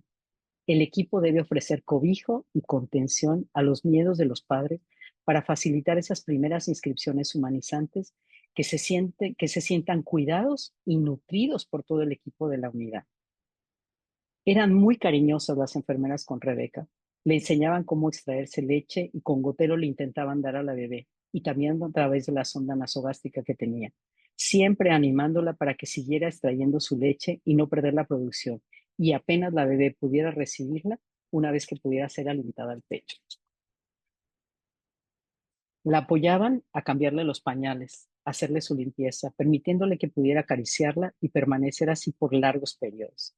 Claro, paralelamente con esto debo compartirles que cuando yo estaba en la habitación con la madre y conversaba con ella, claro que pensaba, es una mujer muy inteligente, es una investigadora, tiene un cargo académico importante, etcétera. Entonces, claro que ella sabía lo que estaba pasando, aunque no era del campo de la salud, era una mujer que sabía lo que estaba pasando. Entonces ella le daba mucho miedo, pensaba en el desarrollo, pensaba en secuelas, pensaba en si su desarrollo sería normal, si no, etcétera, ¿no? O sea, paralelamente con estos primeros vínculos que se estaban generando, ¿no? Rebeca, cuando la consultaba en su habitación, se culpaba mucho. Mi cuerpo no sirvió y por eso le provoqué esto a mi hijo, a mi hija, me decía. El poder ofrecerle su leche le permitía sentirse al menos un poco una madre buena y nutriente para su bebé y así poder colaborar para su evolución. Porque aparte los médicos, el neonatólogo le decía que Andrea iba ganando peso, ¿no? Entonces esto era como muy importante para ella. Entonces siempre le decía, pues es que usted es una mamá que está alimentándola muy bien, ¿no? Su leche le está haciendo mucho bien. Y no se lo decía yo, se lo decía también el neonatólogo, ¿no? La internación del recién nacido obstaculiza muchas veces el proceso por el cual la celebración del nacimiento autoriza y reconoce el saberse padres, sobre todo porque el maternaje está en peligro, porque la madre se sienta fallida, porque la situación real es de peligro y de incertidumbre acerca de poder lograrlo o no. Entonces el tema de celebrar la llegada es algo que se posterga. Es tanta la angustia que entonces no hay posibilidad de celebrar la llegada de ese bebé. Andy, comenzamos a todos a nombrarla así, al escuchar a los padres, que los padres comenzaron a llamarla así de manera amorosa. Estaba grave y el pronóstico no era muy alentador. Existía un verdadero riesgo de que muriera. También de que varios órganos y sistemas estuvieran comprometidos dada su prematurez, lo que, en caso de salir avante, se advertía la posibilidad de significativas secuelas que pudieran repercutir en su desarrollo.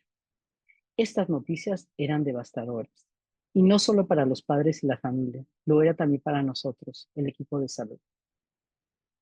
Como profesional, sí, tenemos un rol relevante ante estas situaciones de emergencia, tanto en la sala de partos como en los cuneros en las unidades de cuidados intensivos, en cuanto al sostén a los padres en su proceso de maternar o paternar tan dificultado que dadas estas circunstancias, desde el primer momento puedan fácilmente fracturarla como se los he dicho, ¿no? Es un proceso en el que uno tiene que estar ahí cerca, muy cerca. Nuestra función como profesional, sí, desde esos primeros momentos, es el poder intervenir, como les decía, de un modo estructural, subjetivante, de todo lo que ahí va sucediendo para ellos, que son momentos de angustia, de mucho miedo, muchas fantasías de muerte. Sabemos que estas primeras marcas en cada gesto donado al hijo dejarán marcas insustituibles y también posiblemente indelebles. Como ya he venido refiriendo, cuando el bebé pasa algún tiempo en la unidad de cuidados intensivos, es posible que inicialmente los padres, pero principalmente la madre, se sientan desmotivados debido a la cantidad y complejidad de los equipos utilizados en el cuerpo de su bebé. El uso de dispositivos electrónicos, monitores, cables, cintas, sondas, etcétera, requeridos para que el bebé pueda respirar, regular su temperatura y alimentarse, pero que a su vez dificultan esos primeros intercambios físicos de contacto con su bebé. El equipo debe no perder de vista el facilitar, a como dé lugar, el vínculo padres-bebé, buscándolo de manera, y si no, buscándolo de cualquier manera, y si no, provocarlos. La creación de la red de apoyo familiar, abuelos, hermanos, amigos, es fundamental. Si estos miembros permanecen aislados, o sea, la red familiar, los amigos, sus demandas al equipo de salud pueden volverse muy exigentes o alejados de la realidad debido al desconocimiento. Pero si son incluidos, son los que amortiguan y calibran tensiones e intensidades de los padres. La familia abre un espacio de aprovechamiento en que los padres puedan reparar, recrear, inaugurar una trama de deseos hacia este nuevo ser, que funcione como laboratorio metabolizador emocional permanente de los padres. O sea, uno pensaría que como estorba a la familia, pero si uno sabe pedirle y también ofrecerle a la familia extensa, a la red de apoyo, les puede uno transmitir lo importante de la función que ellos tienen. La familia, digo, si es una familia con una buena dinámica, ¿no? Se ajusta y entonces cumplen muy bien esa función. Entonces, también para el equipo, la función que cumple la red familiar es importantísima, ¿no? O sea, más allá de que a veces agobien a los médicos con preguntas y todo, ¿no? Apenas va saliendo de los cuidados intensivos, ¡rum! Se le avalanchan toda la familia.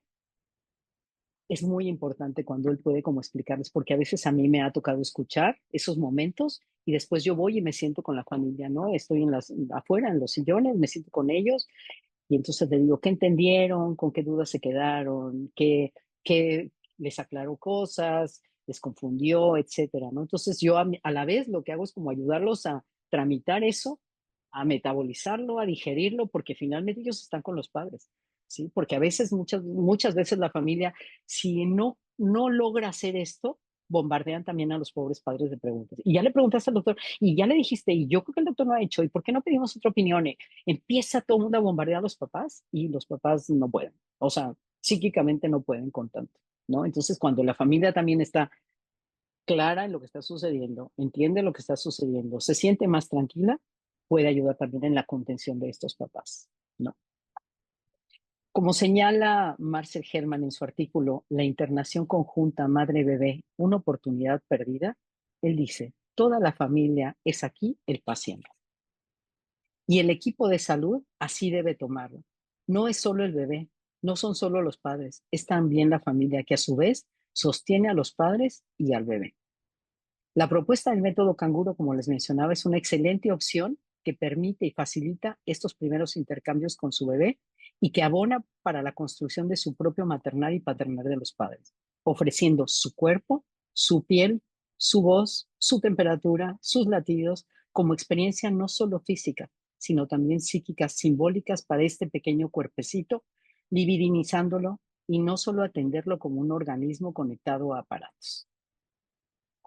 Alicia Oberman, no sé si alguien lo ha leído, la compañera que es de Argentina, ojalá tenga oportunidad de leerla y conocerla. Yo hace 2 años la había estado leyendo, pero no la conocía y hace 2 años que estuve en Buenos Aires la busqué y me recibió, me regaló sus libros. Es alguien que ha hecho mucha investigación en trabajo con bebés. Eh, Tiene libros bien interesantes, sobre todo investigaciones en el hospital. Tiene en su libro Nacer y Acompañar, tiene esta cita que les quiero compartir. Una madre en situación de vulnerabilidad puede sostener a su bebé adecuadamente cuando, como terapeutas, nos posicionamos como un tercero, sosteniendo desde la mirada, la escucha, y yo agregaría, lo pongo aquí, la palabra, a ambos. Solo así podemos sostener la escena en beneficio del bebé y de la conformación del rol maternal. O sea, si se fijan, reafirma muchas cosas lo que ya Winnicott también nos venía diciendo, ¿no? Este trabajo resulta un gran desafío para el equipo de salud. Además de realizar acciones médicas dirigidas al cuidado y la salud del bebé, debe a su vez ofrecer lazo y cuidar esos primeros intercambios, siendo partícipes de esas primeras escrituras del sujeto. El equipo de salud también forma parte de esas primeras inscripciones y de esas primeras escrituras. Momentos de creación de redes significantes que abracen a ese bebé y a la vez den sostén a la función de los padres. Estos primeros tiempos para nosotros los psicoanalistas de niños son valiosos. Cuanto antes el bebé comience a recibir las inscripciones de su red parental, tanto mejor. Poder nosotros intervenir en esos momentos iniciales, fundantes, facilitando el lazo, sabiendo de la importancia que tienen esos tempranos vínculos madre-bebé en el desarrollo psíquico de ese cachorro humano y advertidos del impacto que estas complicaciones orgánicas puedan provocar física y psíquicamente también y posteriormente desarrollar problemas y patologías graves en el desarrollo. Que la intervención permita producir un sujeto del deseo en ciernes. Eso tiene que ser como lo fundamental de cómo pensamos nuestras intervenciones. Como les dije en un principio, para mí supervivencia física no garantiza supervivencia psíquica.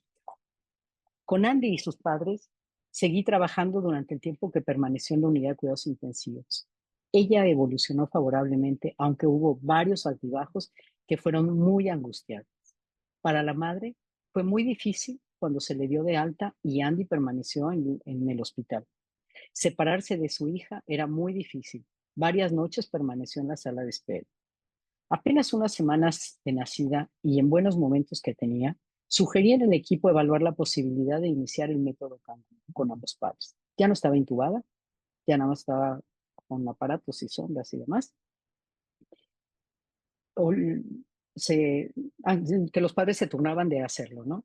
Los tres lo disfrutaban mucho, el equipo lo autorizó, los médicos lo autorizaron, entonces empezamos a hacerlo, que pasaran más tiempo con la bebé haciendo método canguro, entonces se intercambiaban.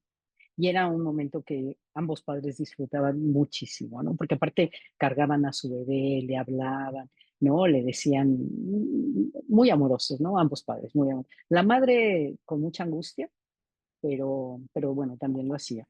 Rebeca se mostraba muy amorosa, la besaba, la acariciaba y Andy poco a poco se fue alimentando cada vez más con la leche materna, hasta que finalmente, una vez que que ya la habían desentubado, se pudo y que ya no usó el aparato, que su aparato respiratorio ya había madurado, entonces pasó al amamantamiento, porque primero empezó a tomar con gotero, después con la sonda, después con el biberón y hasta que logramos que ya la madre pudiera amamantar. Andy crecía e iba respondiendo cada vez mejor.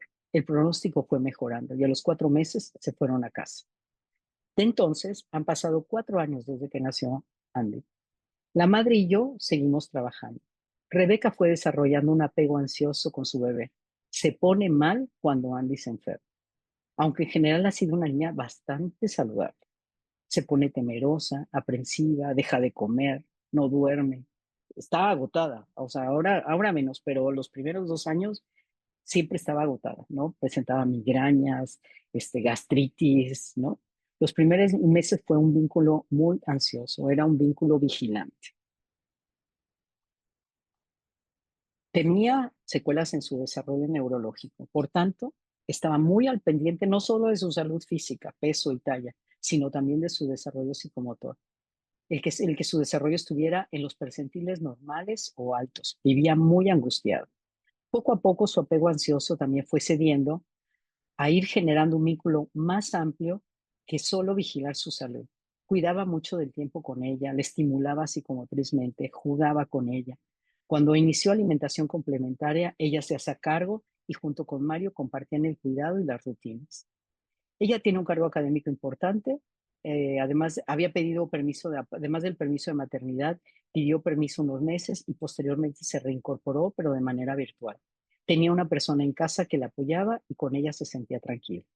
El padre fue entonces y ha seguido siendo un soporte fundamental para ella, quien además también la confrontaba y la frenaba en momentos donde su angustia escalaba y desarrollaba pensamientos catastróficos y temores de que algo le pudiera pasar a Andy. Ambos padres se han dedicado a ofrecerle muchas experiencias dentro y fuera de la casa y Andy se fue llenando de ellas. Al paso del tiempo, hemos tenido que trabajar mucho con ella dos duelos importantes. El que Andy no fuera un nacimiento como el esperado y que su prematurez pudiera impactar en algún momento de su desarrollo y el duelo a no poder tener otro hijo. Porque esto se puso en pausa, pero en la medida en que Andy fue creciendo y que Andy fue pues, mostrando un desarrollo bastante normal, bastante saludable, entonces apareció el tema de no poder tener otro hijo. Entonces empezamos a trabajar mucho el hecho de que pues entonces tenía que ser una mamá más al pendiente de Andy, porque como ya no iba a poder tener otro hijo, entonces más tenía que cuidar a Andy, ¿no? Entonces esto lo fuimos trabajando mucho. Ella, por ejemplo, Andy ha contado a partir de estas angustias de la madre, Andy desde el principio ha contado, bueno, primero con muy buen control de niño sano, asiste a sus consultas con su pediatra, etcétera.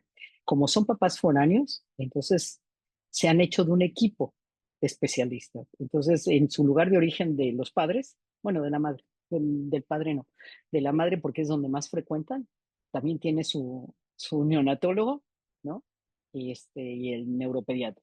Y acá en Monterrey también es un neonatólogo y es un neuropediatra. ¿no? O sea, ella necesita sentirse como bien cobijada por su equipo médico, ¿no? Entonces, si por algo tiene fiebre, lo que sea, esto ha disminuido, pero les estoy hablando sobre todo los 2 primeros años. Entonces ella buscaba al pediatra o al neonatólogo, ¿no? Aunque no estaba, que no la podía recibir, enseguida le hablaba al otro, ¿no? Entonces esto a ella le daba como mucha tranquilidad. Y los médicos lo sabían. Y yo había hablado, yo estaba en contacto con ellos, entonces les decía, ella necesita en este momento eso, ¿no? O sea, saber que cuenta con alguno de ustedes en un momento de, porque si no, corre al hospital. Entonces, cuando ya iba y lo veían los médicos y le decían, entonces, bueno, situaciones que ha tenido que transitar de salud la bebé. También hubo una época en que presentó un problema en un párpado, tenía hasta 2 oftalmólogos, ¿no? O sea, eso la mamá la tranquilizaba, ¿no? En algún momento el, el, el neonatólogo me dice, oye, ¿no crees que sea necesario por el nivel de angustia que trae esta mujer, esta mamá, será conveniente la medicación? Entonces le dije, mira, podemos valorarlo, ¿no? Pero en ese momento todavía estaba amamantando, entonces ahí dijimos que no, ¿no? Que mejor yo me quedaba trabajando con ella, que no, porque ella no quería dejar de amamantar, ¿no? O sea, de hecho, amamantó casi hasta los 2 años y medio, ¿no? Y también el colecho, ¿no? La bebé dormía al lado de ellos, ¿no? También esto fue algo que tuvimos que trabajar para que ella la fuera como soltando. También cuando ella regresa, casi al año regresa a trabajar, entre los permisos, la virtualidad, etcétera. eh, en la universidad donde ella trabaja hay guardería, entonces metió a la bebé en la guardería y entonces ella la llevaba, ella la recogía, y estaba como muy al pendiente, siempre ahí bien controladora con las nanas, ¿no? Pero eso era lo que a ella le daba como tranquilidad. Le costaba mucho trabajo que alguien le cuidara a su bebé, que confiara en que alguien pudiera cuidar a su bebé. Entonces, bueno, ahí es donde también empieza a aparecer el hecho de ya no voy a tener, ¿no? Entonces, era como, tengo que cuidar mucho a esta hija, ¿no? Los papás, como les decía, le brindaron muchas experiencias, acudió a neurodesarrollo y a clases de música. La madre, junto con orientación de la terapeuta de neurodesarrollo, se encargó de brindarle mucha estimulación temprana. Y esto favoreció mucho el desarrollo de Andy. Rebeca se incorporó a su trabajo, bueno, todo esto que les mencioné. Andy hoy tiene 4 años y ya su primer año en preescolar, en un preescolar Montessori, que también lo tuvimos que trabajar mucho la madre y yo, ¿no? Dónde dejarla, qué tipo de educación quería, qué tipo de escuela es, cuántos niños, o sea, muy vigilante, ¿no? La mamá, ¿no? Y se ha desempeñado extraordinariamente. Va a terminar su primer año escolar, ¿no? Va a pasar a un segundo año escolar. Su desarrollo psicomotor, del lenguaje, control de esfínter logrado y desarrollo cognitivo correspondiente con su edad. No hay retraso madurativo, un manejo muy adecuado del lado de la niña en cuanto a la separación. O sea, es ella la que le dice adiós a sus papás, ¿no? O sea, los papás todavía hasta hace poco diario la llevaban a la escuela, diario la recogían, los dos se salían de su trabajo, ¿no?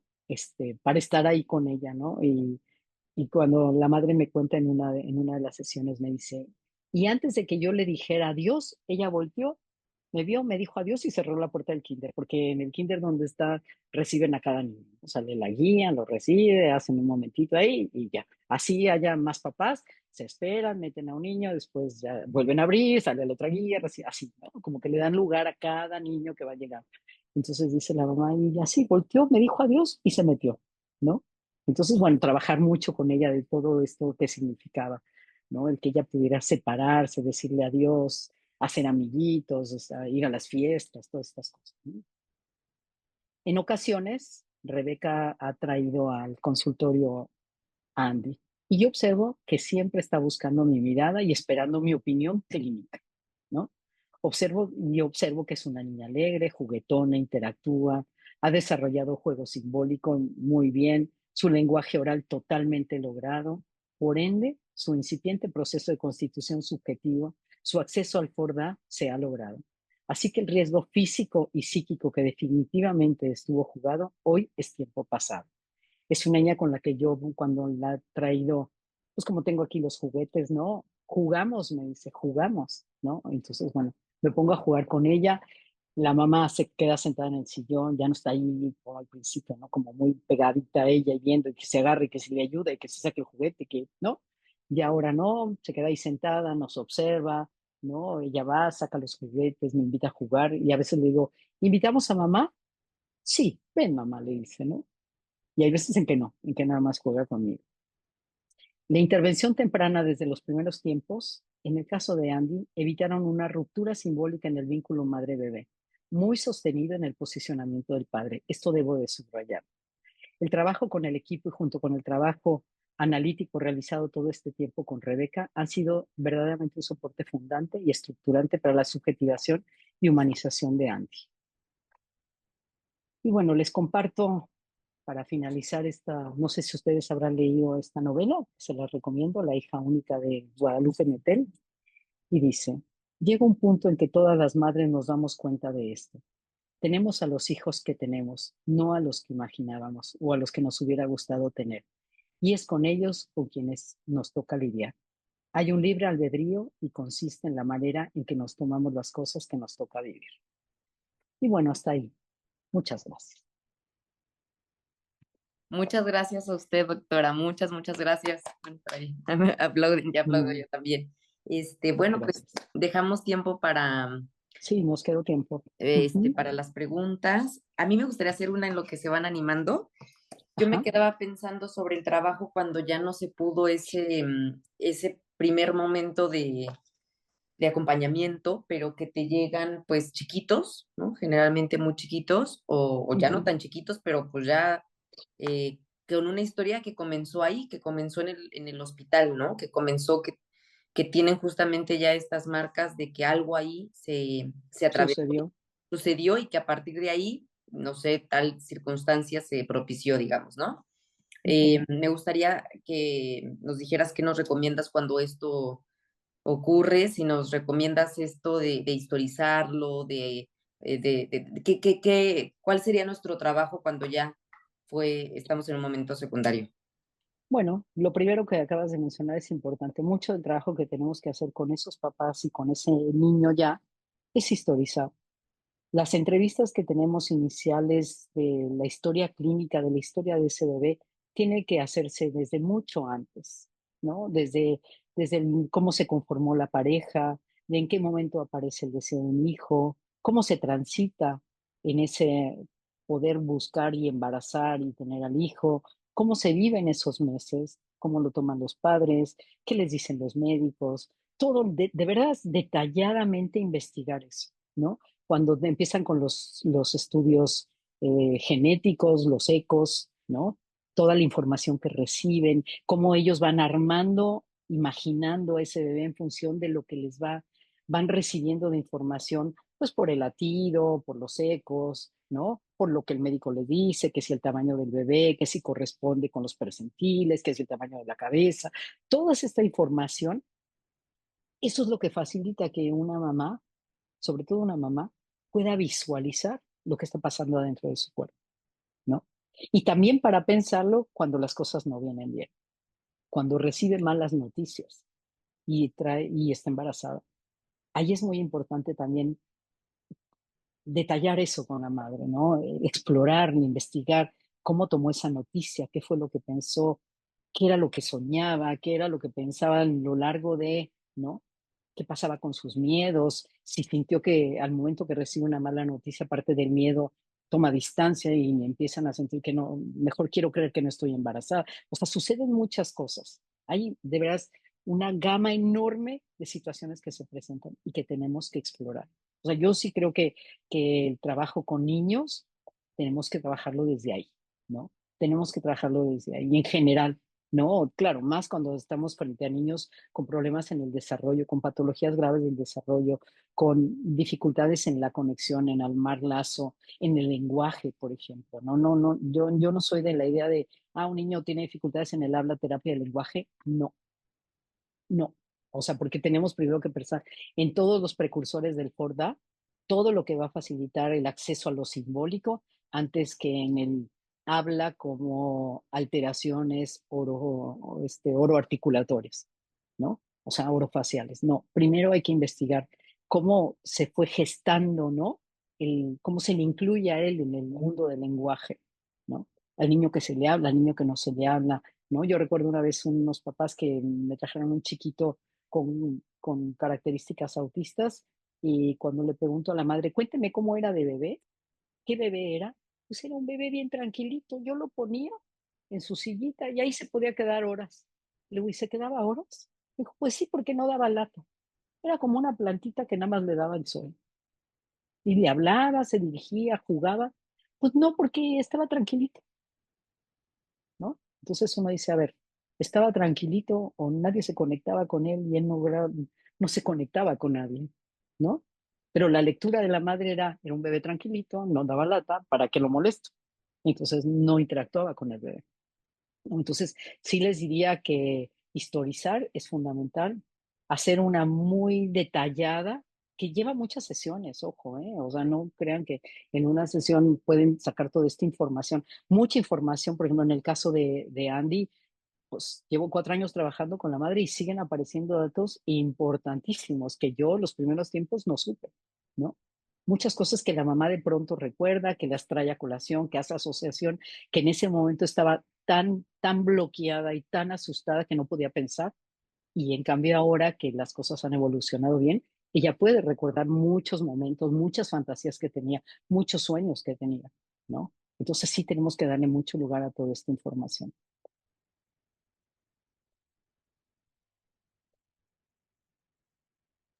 Muchas gracias, doctora. ¿Alguien más quiere hacer alguna pregunta o comentario?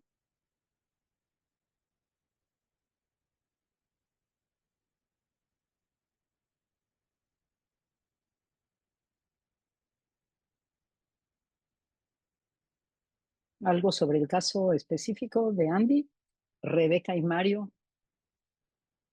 Mm,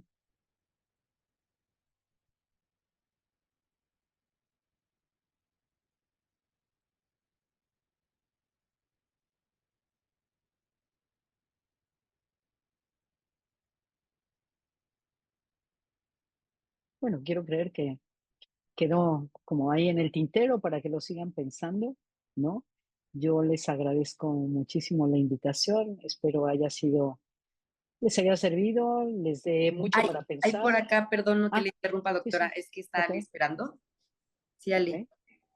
ok. Es Ah, que yo no veo el chat. bueno, no es el caso que nos presentó, sino pensaba en esto que decías ahorita de historizar. Yo estoy viendo ahorita una niña de 7 años que estuvo en unidad de cuidados intensivos neonatales. Tenía un Ujú. problema de corazón, pero a la hora de la cirugía le perforan un pulmón. Entonces tiene que quedar un mes, o sea, Una hasta al borde de complicación, la claro, muerte, ¿no? Los claro. papás me relatan esto y eh, creo que estuvo como un mes y luego todavía 2 meses o dos, no, más bien como otro mes en casa con aparatos, con enfermera, ¿no? Y lo que observo yo actualmente es si el papá lo verbaliza, es como que su niña es como un milagro y entonces no hay que ponerle pues ningún límite, ¿no? O sea, todo lo que haga, Está eh, permitido, está claro. permitido, ¿no? Y eso pues le está generando obviamente problemas, ¿no? Porque pues en la escuela, ¿no? Con sus hermanas, por ejemplo, que tiene, pues es muy agresiva, pero el papá dice no la regañen, no, ¿no? Porque Ujú, ella sobrevivió, ¿no? Entonces, sí pienso como en lo que hubiera podido ser diferente si hubiera habido una intervención con claro. los papás, ¿no? En estos primeros momentos, ¿no? Y, y ahorita, digo, ahorita escuchándote, sí pienso pues en la importancia tal vez de retomar yo esta parte, ¿no? De ir hacia atrás, ¿no? Ujú, A revisar esto con ellos, ¿no? No sé claro. si Y, aliviar, y ¿no? Ya cuando llegan, sí, pero pues ya pasó sí, claro, ese claro. tiempo.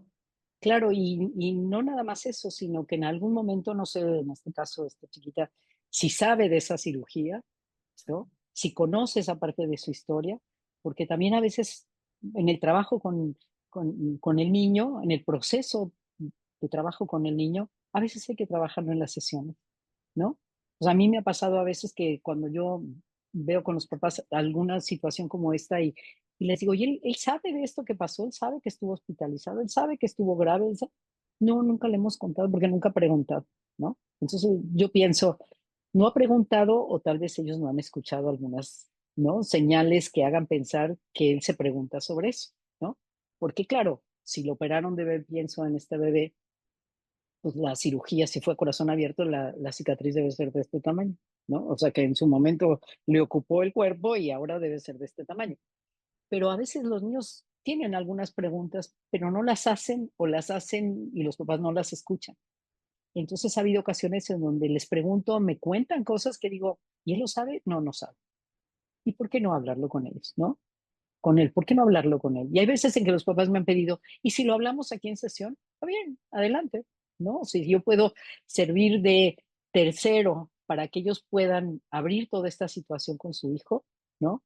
Y es muy interesante a veces que dicen, me ha tocado un niño que decía, ya me lo sospechaba, porque ¿por qué me cuidan tanto?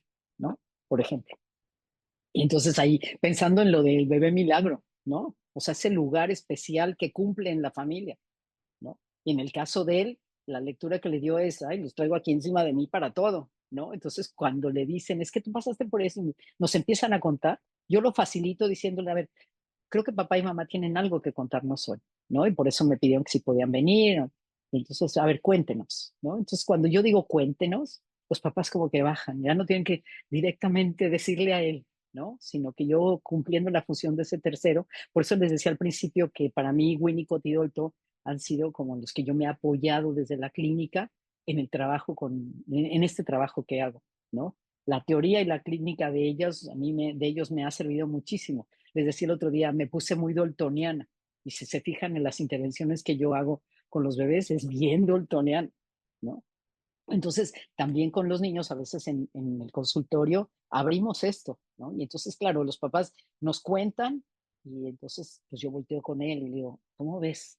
Esto que nos están contando, lo sabías, ¿no? Y entonces él empieza a contar eso. Y yo le digo, a ver, ¿y por qué sientes que te cuidan tanto? Y entonces él empieza a decir muchas cosas que los papás así como, pero es que no pensé que lo sintiera tanto, y así. Entonces es muy lindo ese diálogo que se empieza a generar de comunicación y de relación entre padres e hijo, ¿no? Entonces no siempre los papás pueden ellos solos hacerse cargo y nos piden que podamos en la sesión trabajarlo.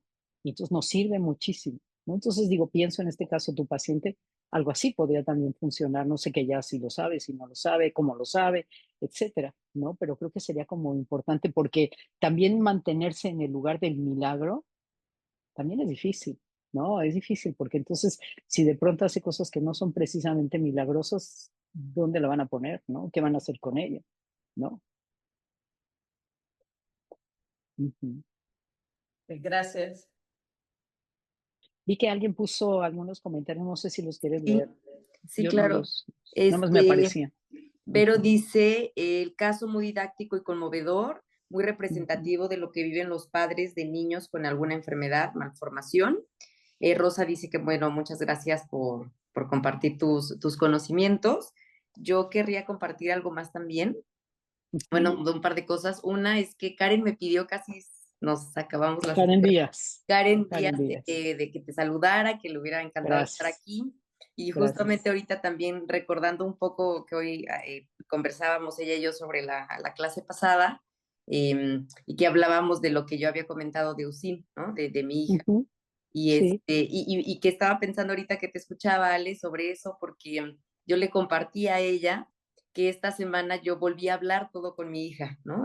O sea, me motivó bueno, yo Claro, lo hablé con ella en claro. todo momento, pero ahora es más grande, ¿no? Entonces también como que ya tiene una conciencia distinta y que fue muy lindo para mí porque fue una conversación alegre, ¿no? O sea, fue hasta chistosa, ¿no? Hasta como que nos reíamos porque le decimos de cariño changuijuela, ¿no? De changa y Ujú, de sanguijuela, ¿no?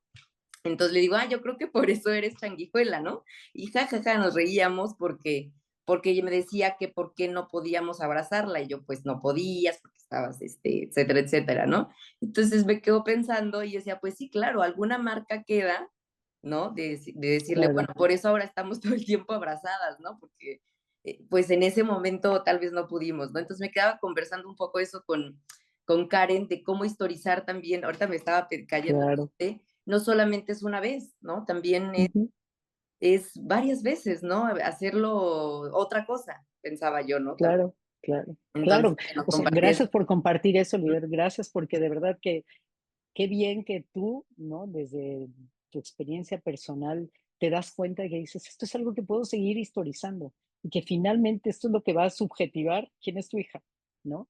Y que esto es algo que va a llevar en su vida y en su historia, pero desde ese lugar, ¿no? O sea, seguramente debe haber habido muchos miedos y angustias tuyas, que es importante que ella también lo sepa, pero que ella también, porque esto va a ser lo que si en un momento dado ella quiere maternar, esto es lo que va a llevar a la historia de ella misma, en su maternal, ¿no? Este es el tema de lo transgeneracional en el maternar también, ¿no? Entonces, qué importante, qué bien, me da mucho gusto eso. Gracias. No, pues muchas, muchas gracias a ti que al final, pues motivas, ¿no? Motivas a hacer eso. Me dice Ale que se ve resignificado. Sí, justamente porque yo Claro, pensé que iba a ser distinto, pero estuvo lindo, ¿no? El encuentro, que termináramos pues riendo, claro. ¿no? Que fue sorpresivo como para mí. Entonces, pues muchas gracias, Araceli, por estar acá Gracias a ustedes. por compartir Gra- tu conocimiento, tu experiencia, tu sensibilidad a la clínica. Pues muchas gracias. Les agradezco muchísimo a todos. Ahí les puse mis datos, cualquier cosa, encantada de verlos. Reconozco mucho el valioso trabajo que ustedes hacen. Me da mucho gusto, ¿no? Me da mucho gusto no nada más que compartan saberes, sino también que compartan clínica. Eh, los saberes y la teoría, ahí están los clásicos, ya están los libros, ya están los autores, pero a veces no todo el mundo se atreve a mostrar su clínica, ¿no? Y a jugarse, ¿no? Es decir, este soy, así como decía Rodolfo, ¿no? O sea, en el juego hay que jugarse, ¿no? Y bueno, en la clínica hay que jugarse también. Entonces, bueno, compartir la clínica de uno, lo que uno hace, poder escucharlos a ustedes, a mí me sirve muchísimo. Ujú. Les agradezco mucho. Pues buenas noches a todos y a todas. Gracias. Nos Seguimos en vemos. contacto. Gracias. Hasta Adiós. luego. Gracias.